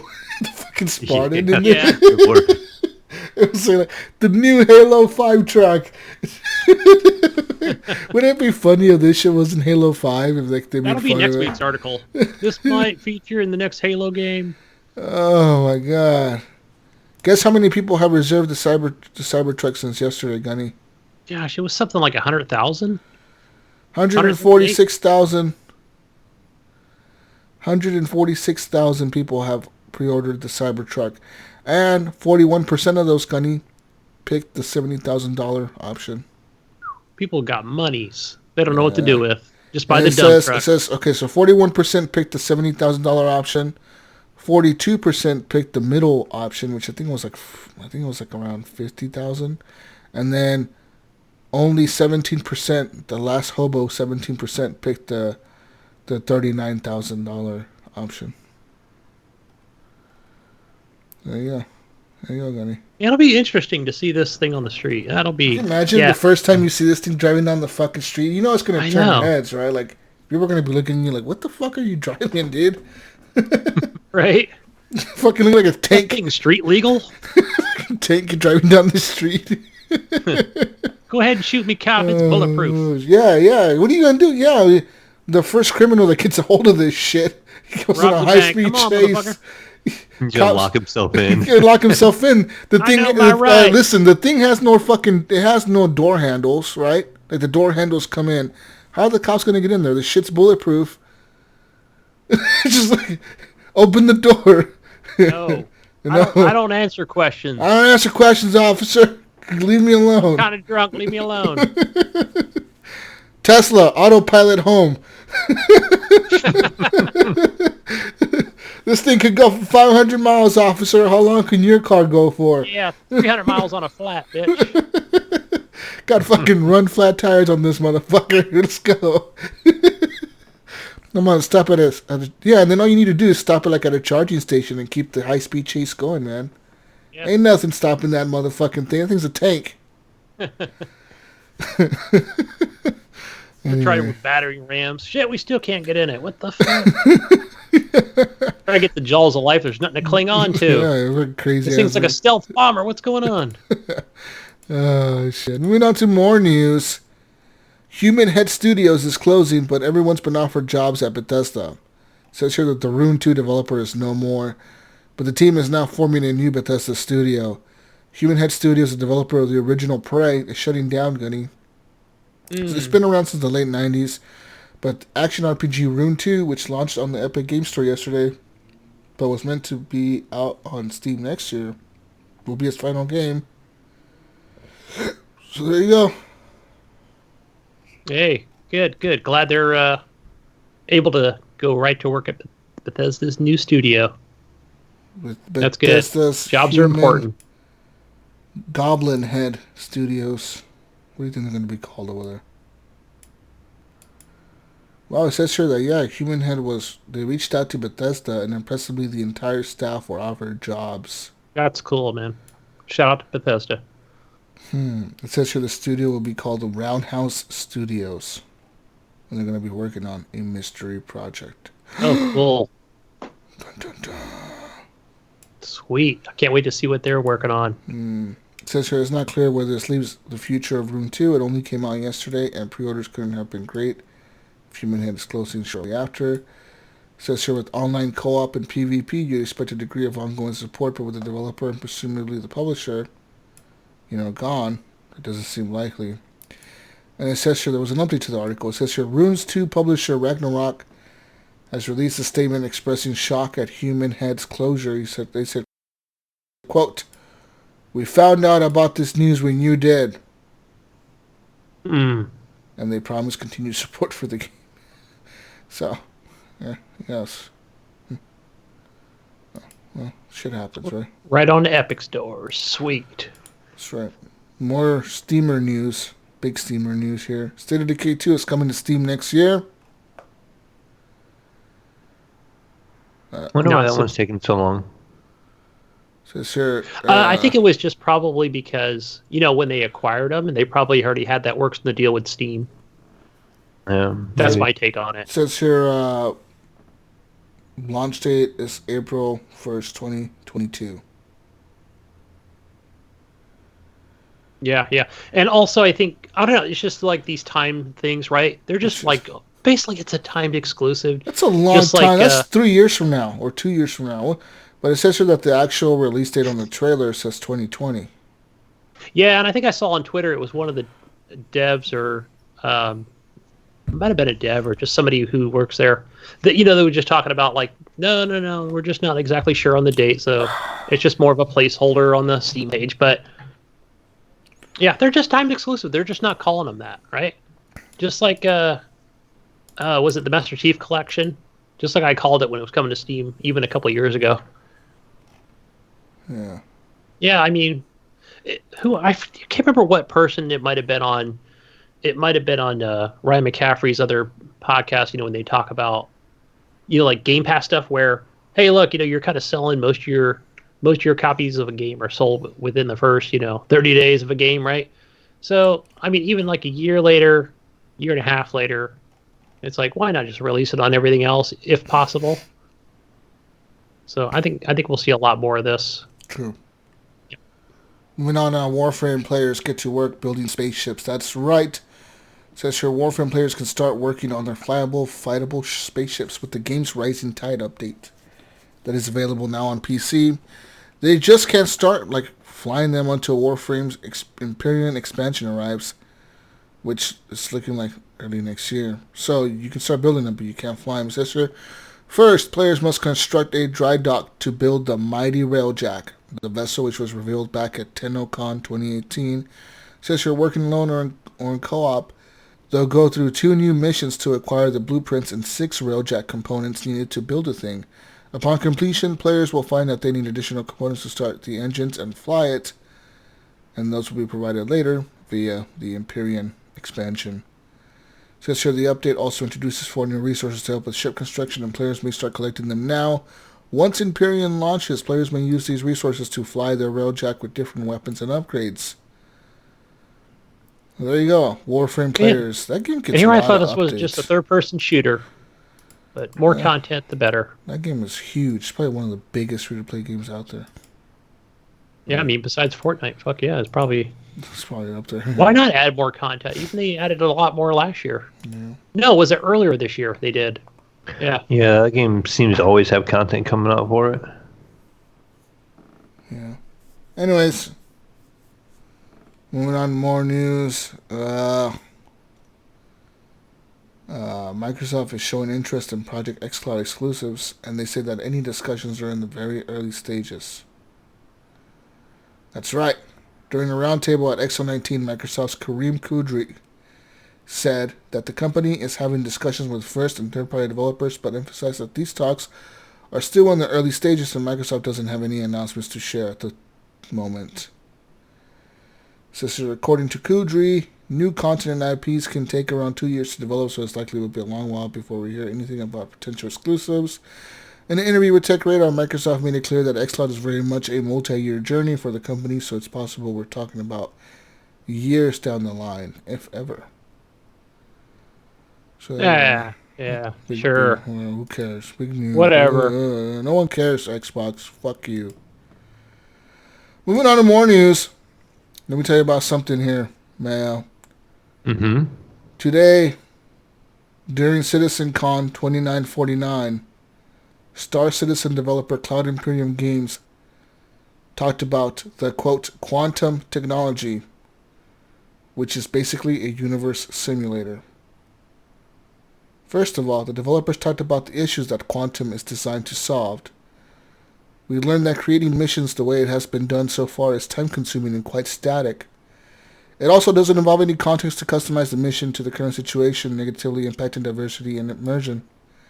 So, what did Star Citizen do, Mayo and Gunny? They invented quantum, which is being revealed today. You can watch it in a YouTube video. And so pretty much, quantum is like a new type of thing that creates like missions on the fly. For you. I thought the quantum computer was invented a long time ago, but it's not a computer. It's like an engine type thing. Yeah. Yeah. Are you excited for that, Mayo? You're going to play some Star Citizen now? I might. I've been wanting to pick it up actually, so maybe they'll just kind of get me to pick it up. I think regardless of whether they would have had any new news for it, then I probably would have been getting this here eventually. Wait for the next free-to-play. Yeah. I think I still have it installed, so I'm waiting for the next, go ahead and get that launcher. Get your Robert Space Station, whatever the fuck launcher it's called. I need another launcher. Yeah, I think you can just go download the launcher. I'm pretty sure you can. And then you just need I can actually guide you through the how to activate that code. Yeah, I want my whole bottom of my screen to be but... filled with launchers at some point. Yeah. So pretty much they say that this simulates a dynamic universe. That's what it does. Yeah, Star Citizen, boys. Star Citizen. It's a good game. Like I said, I played it, and I should have done more training on it first. Yeah. Instead of ejecting myself out of the ship. The game has now over 2,424,030 accounts registered for it. Nice. And has raised over $241 million in crowdfunding. The game looks gorgeous. Yeah. They've done a great job at it. They've also added a brand new Theater of War gameplay mode. So, there you go. That's it. That game seems way too ambitious for me. It's never going to be done. I think it'll be probably 5 years. That's ridiculous. Yeah. Most people... That's the minimum. A lot of people... Half the people that backed it will be dead by then. Fuck. Yeah. Let me talk about Civilization 6 real quick. It just came out on consoles last Friday. That's November 21st. So this has been a well-received game on the Xbox One from what I'm hearing in terms of gameplay and in terms of the gamepad support with it. Problem is the price. So the game itself, Gunny, costs $60, right? But to buy the expansion that was released the same day that the game came out, there is a Civilization 6 expansion bundle that adds 2 new modes. Let me look it up for you right here. 2 new modes. This adds expansion bundle, which combines both Rise and Fall and Gathering Storm expansions. So that bundle itself is $50, right? Right. So now the game is up to $110 plus. Oh yeah. Plus, they've added another DLC called Civilization 6 Nubia Civilization and Scenario Pack. So you want to play as a Nubia Civilization, you're going to pay $5 for that. Plus, the Khmer and Indonesia civilizations are locked on the $9 pack. Yeah, I feel like we talked about this before, but just chill, people. Wait the 30 days until some kind of like end of the year sale. You're going to be paying $120 to buy all the packs for this at launch when, like, on PC, you can just get Mayo Pass and play for free. True. Or you know what? You know who else has it? For any of our PC listeners out there? The CDKeys.com. They always have Civ games on there. He's just giving Mayo shit. Get the Mayo Big Pass steamer. and play for free. Can we play this big steamer? We can. We can. We saw why am I getting crap out of this? You should be happy you get to play Civilization 6 and save $130. Crazy. Yeah. No, and you know what's the crazy part for me is that I actually saw this game on sale recently. I always see it on sale on Steam, but the craziest sale that I saw for it was like the gold edition or whatever, the one that comes with all the DLC and shit. That was like $30. Yeah. And that came with literally that came with every fucking thing, like everything the game has ever released, like 20 expansions and shit, like everything dude was included. And it was at least $30 or $40, maybe 40, maybe I'm thinking too cheap, but it was like 40, maybe 50. I'll say even 50. But it literally had every expansion ever, like everything that the game has ever made, like everything they ever released for it was there for you at $50. This game just goes on sale all the time, though. So hopefully for the Xbox, it's the same way for you guys out there. If you really want to play Civilization 6, give it time. I got a feeling they'll put it on sale. That is insane to me. It's just on sale all the time. So for my console cronies out there, just have patience, please. That Don't sucks, pay though, $110 man. stupid dollars. Don't even buy the $60 version yet. Just wait. Well, like our friend the Blaze, our friend the Blaze, Dirk Blaze from the Blaze Experience. He bought this Gunny. I mean, he's going to do a podcast on it and all, so I get that. Yeah. I mean, I get why he's doing it, but he's also buying it because he enjoys it. That's why he does these podcasts that cover these games in depth. Right, and he doesn't have a PC, I don't think, does No, he? he doesn't, but he was excited that it was coming to the... PC. He was excited that it was coming to the Xbox. I hope he didn't buy the whole thing. Like, that's a lot of money. So he must have really liked Civ Rev, right? That must have been he his loved thing. it. Yeah. He recently made a podcast about it, talking about like the launch of this game or whatever, how excited he was for it. And I mean, he was excited, but fucking $100. Yeah. They probably, they just throw it on there and they're like, let's see who buys this. Right? They can make a lot of money on it, for sure. Yep. Anyways. Freaking Sid Meier's. That's all I have for news, guys. I mean, really, that's all I have for news. Oh, have you guys seen Google's new ad? Oh, yes. I posted that actually in our Discord. So you know what, Mayo? I'm just saying, ad? I mean, for me personally, like, I'm glad you put that in there, but so I could check it out. But I thought it was a pretty dumb trailer. I don't know. It seemed like one of those. Remember those original Xbox trailers when like the first Xbox was coming out? Yeah. You remember those? Like, hey, bro, what's an Xbox? There's some dude explaining what the fucking Xbox was or whatever. Right. Well, I don't know. Even like the new Nintendo system coming out, like they kind of played off of that. It's Nintendo game. It's a box.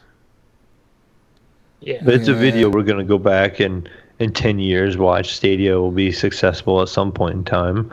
Give it time to get out of their beta mode. That's what you claim. No. Yes, we'll see. But then we'll have this old video we'll be able to go back and look at like 10 years down the road and be like, this was the first Stadia commercial. Yeah. You know, like we would go back and see the first Xbox commercial or the first PlayStation commercial. 90s? It came out in the 90s? No. You know? Yeah, it's fucking nuts. But, yeah. Anyways. Oh, what else? That's all I have for news. Hey. And that's it for news, guys. We're done. Right. That was that. Let's move on to the console corner because you didn't talk about it last week. I thought Mayo, I was so close. I was like, yeah, Mayo's going to call out the console corner. And then he's like, nah, yeah. Gunny can get it next week. That wouldn't have been very natural if Mayo was calling out console corner, the PC guy in the community. Well, you know what? I updated it before I left. Before I left for the airport. And yeah, and then I was like, I got it all up nice and neat and put some icons in there. And yeah, I thought I'd throw in that free Steam game from last week. And I think I hit on that though. I think you skipped over the console stuff and went right to the Steam game. You gravitated towards it, you big steamer. It was a theme. But I don't think there's anything really new in here. As far as like the PlayStation, you still get Neo, which I downloaded, but I haven't played yet. Been watching a lot of Neo 2 on Twitch. That game looks pretty cool. So yeah, if you like those hack and slash Japanese samurai swords, looks sweet. Yeah, Neo and Outlast 2 are your PlayStation Plus games for November.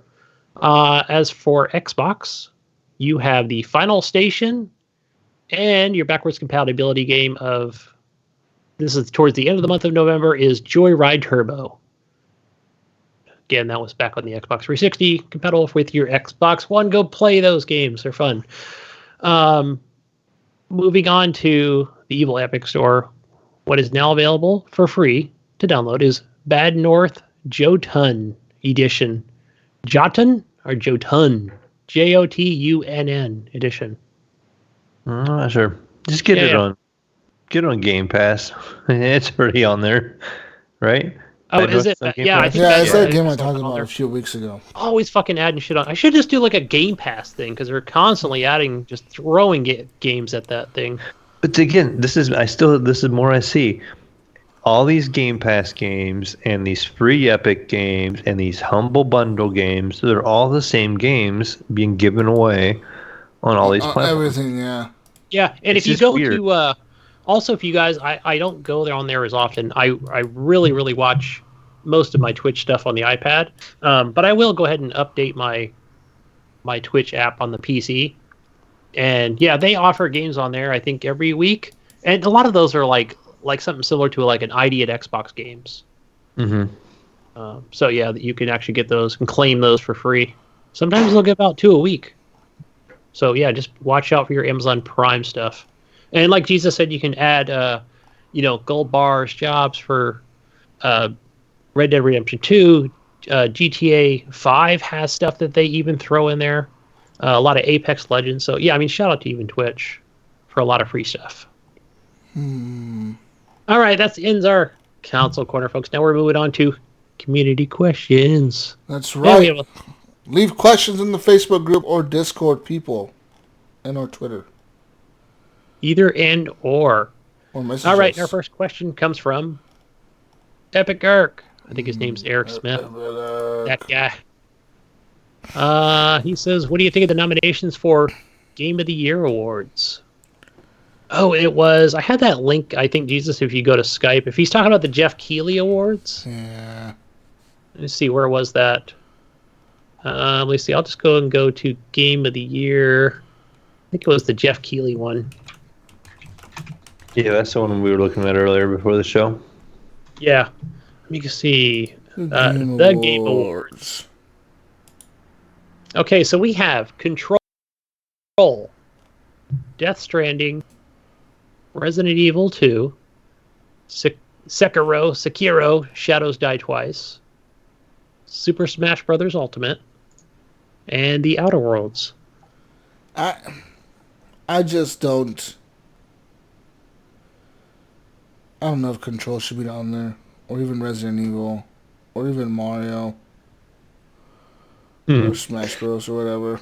I mean, because you feel like those are older IPs. And they're Yeah, just, I mean, well, no, Control just didn't get my attention, but maybe it's a good game. I don't know. Resident Evil 2, yeah, it's a remake, whatever, shouldn't be there. And Super Smash Bros. Ultimate came out last year. yeah, I didn't like it like it making didn't a meet the list, cutoff? and I And think then my also, list gave it January. Like it was the very beginning of January. I thought it came out last year, What? but then it missed the cut or No. something from last. I don't remember, No, Mayo. You're fucking but wrong. also I think I'm thinking about Super Smash Brothers. Wasn't there already a Super Smash Brothers, and then now they're just calling this one Ultimate? It's basically the same thing. I don't own a Switch. I'm just saying. Yeah, same here. I know there's a lot more characters. I'm gonna vote right now for my game.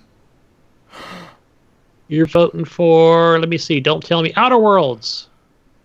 Can't tell you, Gunny. I think it's already the second one on the list. We know Death Stranding's going to win. Right, Jeff Keighley's in that one. Let's see. There's also, I want to say, Keighley's on that one. yeah. He Oh, man, I is, missed right? it. Hey, let me just go down. Also, there was a couple other things. Oh, here we go. Is it next category? Okay, so this is just by category. There's action games. What is it, Mayo, that we saw in here that were in there a lot? I think it was, believe it or not, Control and Death Stranding. I think we're in on most of the categories. Yeah, they were, and they were a lot. Well, there was another one there, but I can't remember what it was now. Let me pull it up too. Yeah. I'm just looking through here. Sekiro is in a lot of them.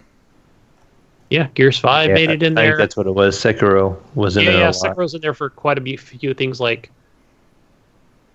Yeah, but then it's just your normal Game Awards stuff, where it's talking about esports and esports manager and person behind esports and stuff that maybe we don't care about, other people do. Then there's esport events. Hong Kong, baby. That's where I want to go. Content. Who the fuck is Ewok? I know there was Content creators of the I don't year. recognize any of these names in here. Courage, I've heard Dr. Lupo. Who the fuck is Grevki? I know who this guy is. I knew this new King Jang Team Shroud. Liquid, the esports coach, only because I've seen him on Twitch. I'm gonna vote for Shroud because he's the only one I recognize mostly out of this list. We're over here voting. Ewok. Esports coach. Shroud. I've been watching a little bit of Shroud. I think he's been playing. The hell was Shroud playing? Escape from Tarkov. Yeah. Have you played any of that, Mayo? Any more of that? No, I've pretty much only been playing that with Big McLarge Huge. So I need to get back in there and play some rounds with him yet. Yeah. But anyway, I'm just going to move on here to. So as far as nominations for the game, I think they're okay. I think. Let me think here. It sucks that Star Wars didn't make it in there, didn't make the cut. Yeah, and what about like Call of Duty? Because Call of Duty had a good campaign and stuff. Absolutely, yeah. Why is that in the cut also? For which True. one? Was that kind of like? For nominations of Game of the Year.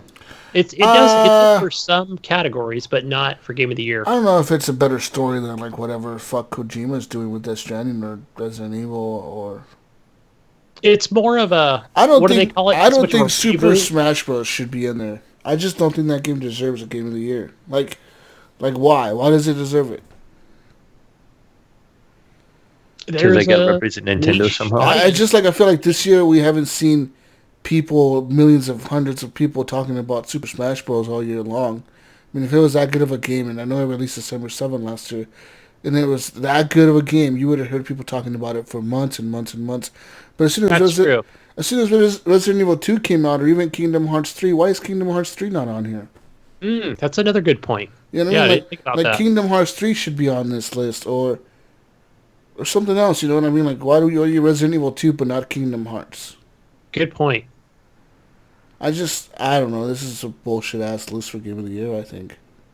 Yeah, and it's like who voted for this initially? Yeah, who the fuck? Yeah, which asshole came up with this list? I mean, Jeff Keighley, high as fuck, on his couch, thinking, "Oh fuck, I need to make that list for that show that I do every year." Oh fuck! You probably called a friend up. I Right need in the to game make a industry. list. Give me a list. Give me 6 games right now. He texted Mayo, "Hey Mayo, give me your 5 favorite games of the year." And Mayo was like, "Here you go, dude." And then like, Jeff "Oh, hung up on him, right? perfect. This is the list now. Well, wait a minute. What's one Nintendo game I could throw in here? Super Smash Bros. Fuck it. Right. Quickly throw one in. Oh, shit. That's funny. All right. Sean Fuller, horribly awkward.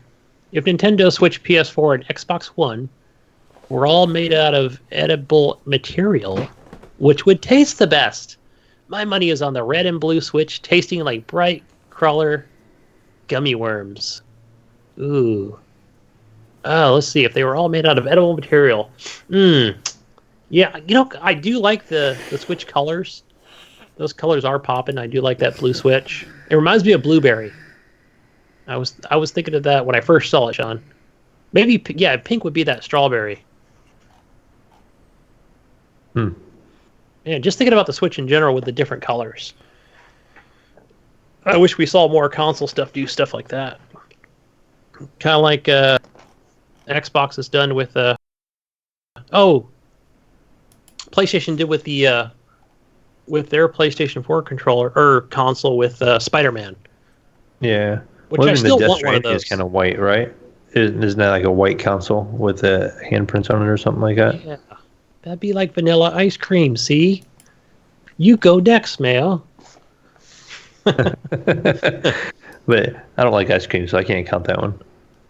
And then just the boring color of the Xbox would, I don't know, I couldn't see anything in an Xbox I'd want. That would remind me of like a black gummy bean. It wouldn't be The like licorice. flavored. Some nasty ass black licorice. I would have to agree. The Switch with the red and the blue, the bright colors, would have to represent some kind of fruit type taste or something like that. Maybe like some berry kind of flavor to it. Yeah, I'm thinking because every time I looked at the different switches and stuff, I'm like, oh, that yellow looks like I want some Starburst, banana flavored. Yeah. Okay, now I got a sweet tooth. All right. Next one from Bill C. Gardner. I see he wants to know if anybody finished Jedi Fallen Order. It's my current game of the year. Jesus is the only one. Yeah.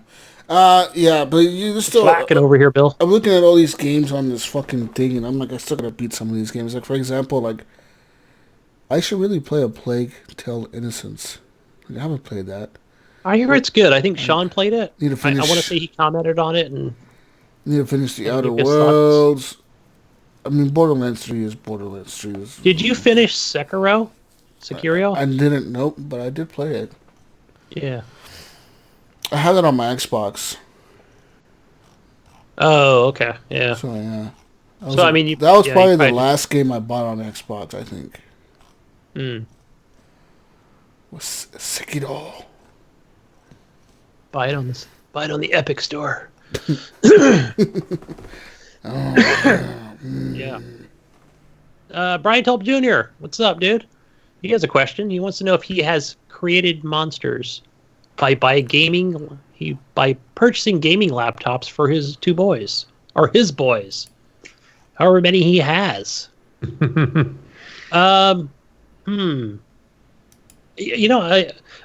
I know I've talked about this before, Brian, and I was just kind of thinking through like some of the negative stuff as far as like, the wife is constantly yelling at the kid about time to turn the laptop off, get off the laptop.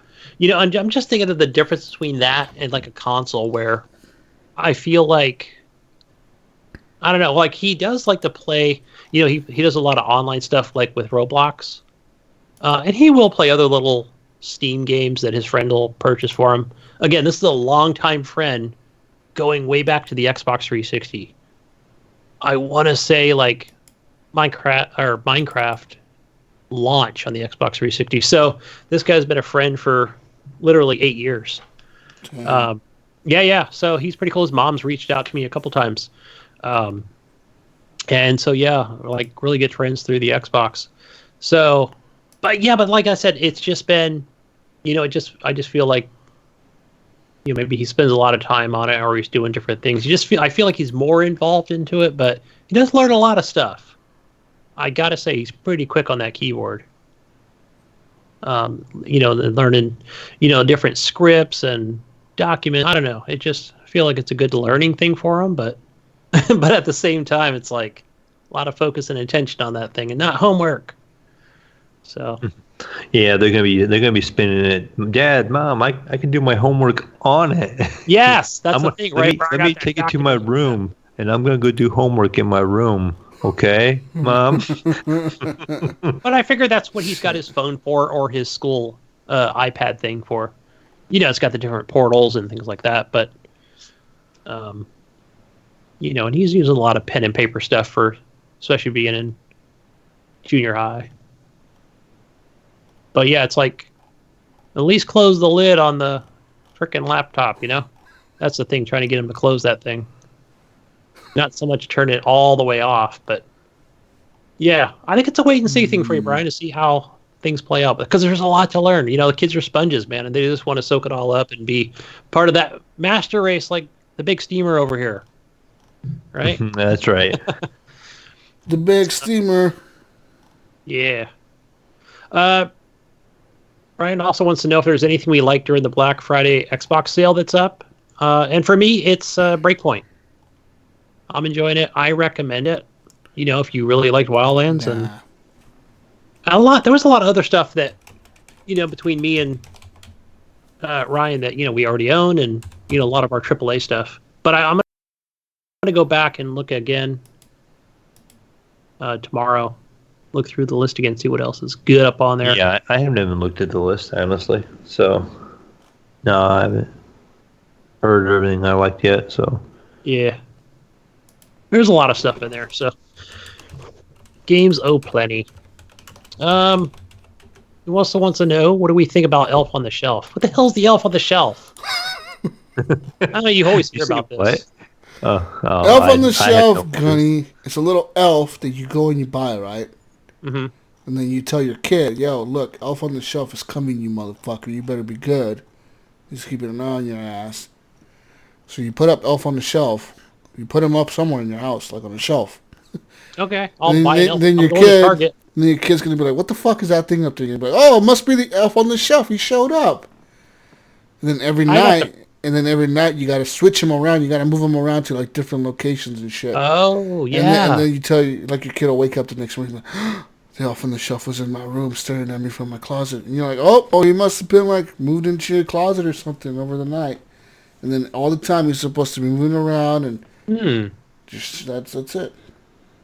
I never thought about terrifying my kid like that.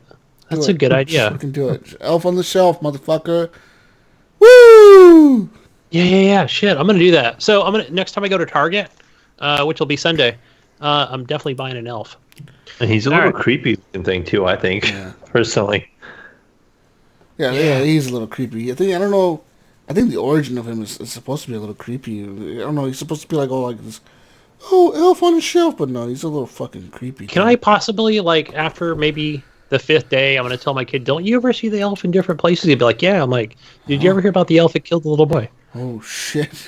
Yeah, I'm just going to, like, freak him out. So better be good if you really want that next laptop. You want the better laptop, don't you? The faster laptop, right? Well, all the cores in it, huh? Yeah. Scary. See how well he does that homework. I'm kidding, guys. I wouldn't do that. Joke. Anyway, next question from Jonathan Hall, GF&G. He says, with this being the end of a console era and the big old 2020, think you guys could do a game studio of this console generation award? With me submitting this question, there's already an assumed suggestion that Respawn should be taking the publisher of the console generation award. Well, what about you guys? They're not a publisher, they're a game developer. Actually, I contacted him earlier today. He did say he meant studio, so that's why I did change that to studio. Okay. So I was like, wait a minute, they don't actually publish games. So yeah, I mean, as far as like, should we make that part of an award? I never thought of that. I mean, that is kind of a good question. That's hard, man, because like there's some studios that just make tons of games, and what are we basing it on? Content or the quality of the game? I mean, right? Yeah. Some just make one big game on a year, and then other ones will release. Rockstar would be a good Red example. Dead Redemption 2 in like the last 10 fucking years. You know what I mean? See, John? See, I contacted John earlier. We knew he would say Rockstar. Like they made one game. Made Paladins and Realm Royale. Yeah, and High Res would be like Alan maybe. I love High Res. They made Paladins and Realm Royale. You know, it's like with bots. Okay, I mean, you know, like all these companies make like one fucking game. A lot of the bigger ones do make like one game. Yeah, I mean, for some it would constantly be 100% my favorite. CD Projekt Red. Like for some people, it would be CD Projekt Red because they made. I guess they're making Cyberpunk and Witcher, right? Witcher 3? Yeah, because I was thinking, well, if it was like a publisher of mine, it would be probably Ubisoft. Who knows who actually makes like Division 2 and Wildlands and Breakpoint. And there are 50,000 studios they own around the world. Yeah. Yeah, I don't know about that. That's a stupid question, Jonathan. That's a good no. I mean, as far as like, if we take the lifespan, let's take that PS4. You know, would it be Naughty Dog? Yeah. Right, that would be a good one. It's not a stupid question, Jonathan. I just needed to say that to piss you off, but whatever. Yeah. Anyways, let's go on. Moving on now. Coalition. There you go. The Coalition. Gears of War. Moving on here, folks. Night Brown wants to know: are there any Black Friday deals for the HGP gear? Redbubble, folks. He wants to get that doormat for $1.99. That HGP doormat. I said I got an email for saying that like the shit was half off or something. I don't know. You should probably go check because we don't control that, dude. We don't control it. No, we don't control the prices. No. But they run sales all the time. So if you watch, they'll send you emails all the time. If you create an account, I'm pretty sure I get an email every other day saying free shipping, half off, 20% off, stuff like that all the time. Dude. You know, and it's funny. I know I have an account, but it didn't for some reason. I'm not getting spammed. But yeah, some spam you, some don't, I guess. If you want to get spammed, visit it a couple more times, and then it'll eventually start popping up, and you'll never go away. Yeah. All right. Narpron also asks, when life's kicking you in the butt and you don't want to deal with it, he wants to know if we avoid it by playing more video games or stop playing video games to deal with said issue. It depends on the issue. Yeah, I try to address the issue and get it out of the way and then go back to games. Yeah, I guess for me, like, sometimes it could be such a distraction. It's like, it's affecting how and what game I want to play. Yeah. You know, so like you said, resolve said issue or at least... Attempt to, yeah, thank you. Yeah. Right, because you're just, if you play more video games, I guess you're just denying the inevitable. Dude, that Death Stranding PS4 Pro was on sale today. For $299.99. Mm-hmm. Damn. Sold out.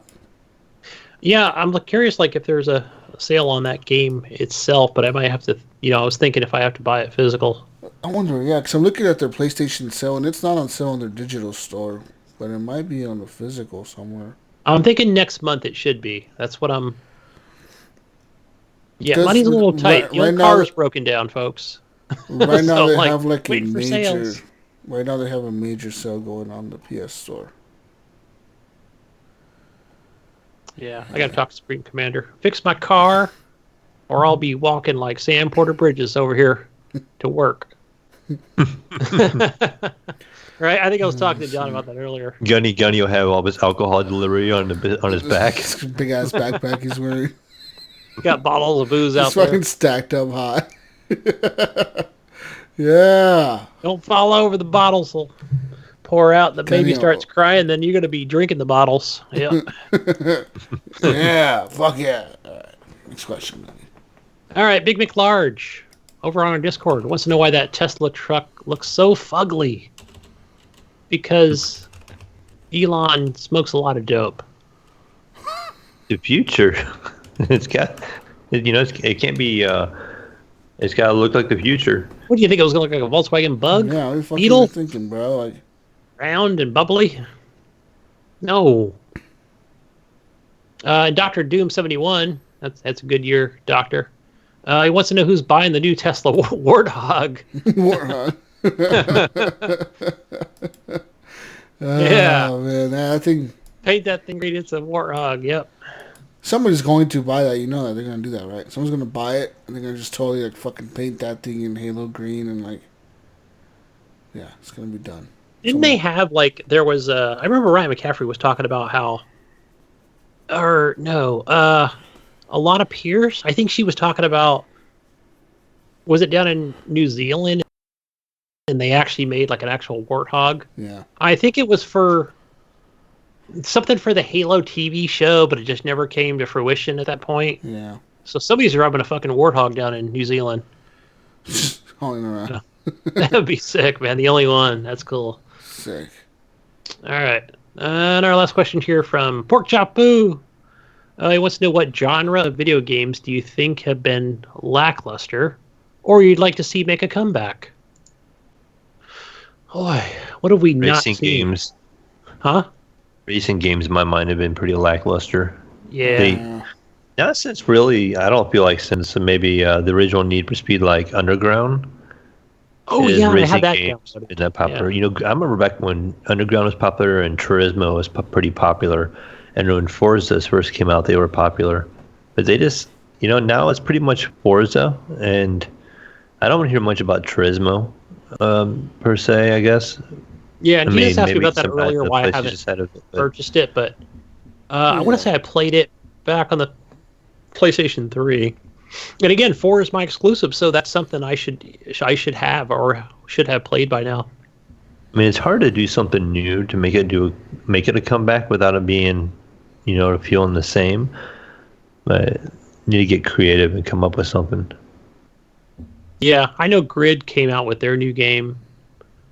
Just simply Grid, that's what it is. Yeah, but maybe the VR version will be good because I really enjoy Project Cars 2 on VR. Yeah. So maybe that could be the rebirth of racing games is when VR becomes full-fledged. Yeah, that'd be sick. Right. VR with multiplayer, like legit, like you look over and there's like 5 other fucking dudes in VR headsets and they're racing and you can look at each other and flip each other off and shit. Fuck you, motherfucker, I'm trying to pass you.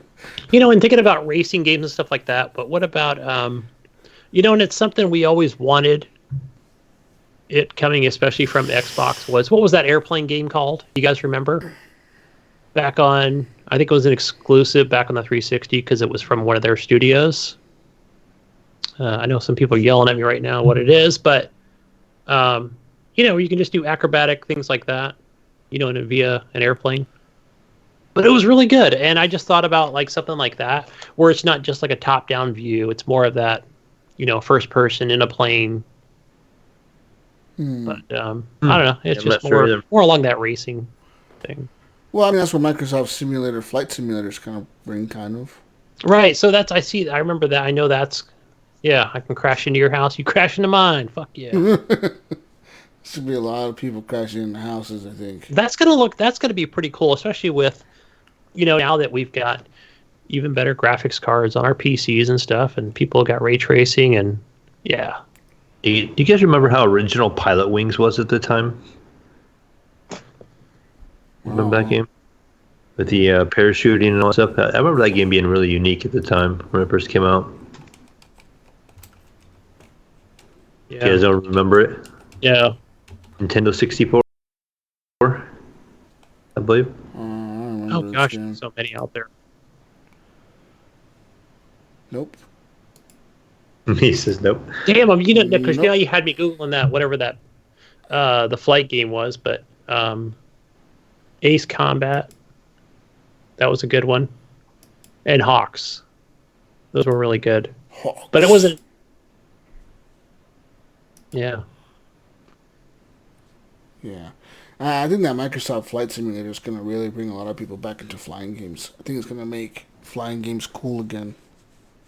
I guess Pilot Wings is on the Super Nintendo. Because Yeah, you had Blazing Angels. flying games haven't been that big this console generation. I think the only one that's been out is Ace Combat 7, no? Is that the only one they ever made this generation? Yeah. Yeah, so... Yeah, Oh, it was called Crimson Skies. Do you remember that, Jesus? Crimson Skies back in 2003. Oh, yeah, that game was good. Yeah. Yeah, they need to bring something like that back. Yep. I don't know. Even if you make like a World War II airplane fucking dogfighting game or something, that would be cool. Yep. I want a flying game, damn it. I know, right? I know. I was thinking like, I know Ace Combat, but I'm thinking like Hawks. They had, those were really good. Yeah. Just to name a few of those, but All right. excellent. Anyway, guys, I think we've reached the end of our show, the end of our questions. All right. Cool. Find me on PlayStation or whatever, playing as Sam Porter Bridges, building bridges and shit. Build me a bridge, baby. And Beat Saber. I want to get rid of my VR, guys. I don't know. Should I? Sell it to me. I don't know, because I almost wonder with this next generation they're going to push VR more. I guess Sony's thing in this year VR is going to work. Yeah. It's still a thing. It's still You think I should still keep it? still trendy. I think you should keep it because I think you're going to hear some titles come out. They're going to be PSVR supported. Yeah. Like Astrobot 2 or something like that. Probably it's going to look better too, huh? And they're going to be coming full-fledged games at this point, I think. I guess, but we haven't heard anything in a while. I think they're pushing AAA titles. I just need like a fucking flight simulator on this shit. That's what I need, damn it. I would play that thing all day long. You wouldn't. What was the game that you played on there that was VR? That full that full game? The flying one? Yeah. Ace Combat 7. Ace Combat, right? Because I know that's on. I haven't even touched the actual campaign in that thing, like the story mode on the regular TV. I haven't done that. All I played was the fucking VR mode. That's all I play on that thing. It's fun. But yeah, I need a flying game. Anyway, find me. Jesus Walks a Lot on everything, and Jesus Walks a Lot on everything. Says Walks a Lot. JESUS Walks a Lot. Capital JWA. Awesome, guys. Go to every launcher. Go find me. Every launcher. Every goddamn launcher. Every launcher out there. Just add me on Gunny Chief. I'm over there. Even on the Steam machines. What about you, Big Steamer? Where do we find you? That would be me, I guess, huh? You got to find me as the Mayo, and the Mayo 1. Mayo in Discord and Mayo 1 on Steam and Origin and Uplay and all that fun stuff. And that is it. That is it, people. Jesus. Take us out. What does Gidget say? Peace out, Brussels sprouts. Eat your Brussels sprouts this Thanksgiving. Also eat the green beans, eat the mashed potatoes, eat the gravy, extra gravy on that turkey. Make yourself some turkey sandwiches the day after. Eat the ham, eat some pie. You know what you put in? You know what you put inside? You know what you put inside that turkey sandwich with the gravy? What? When you take it to work? What? Big slice of cranberry sauce.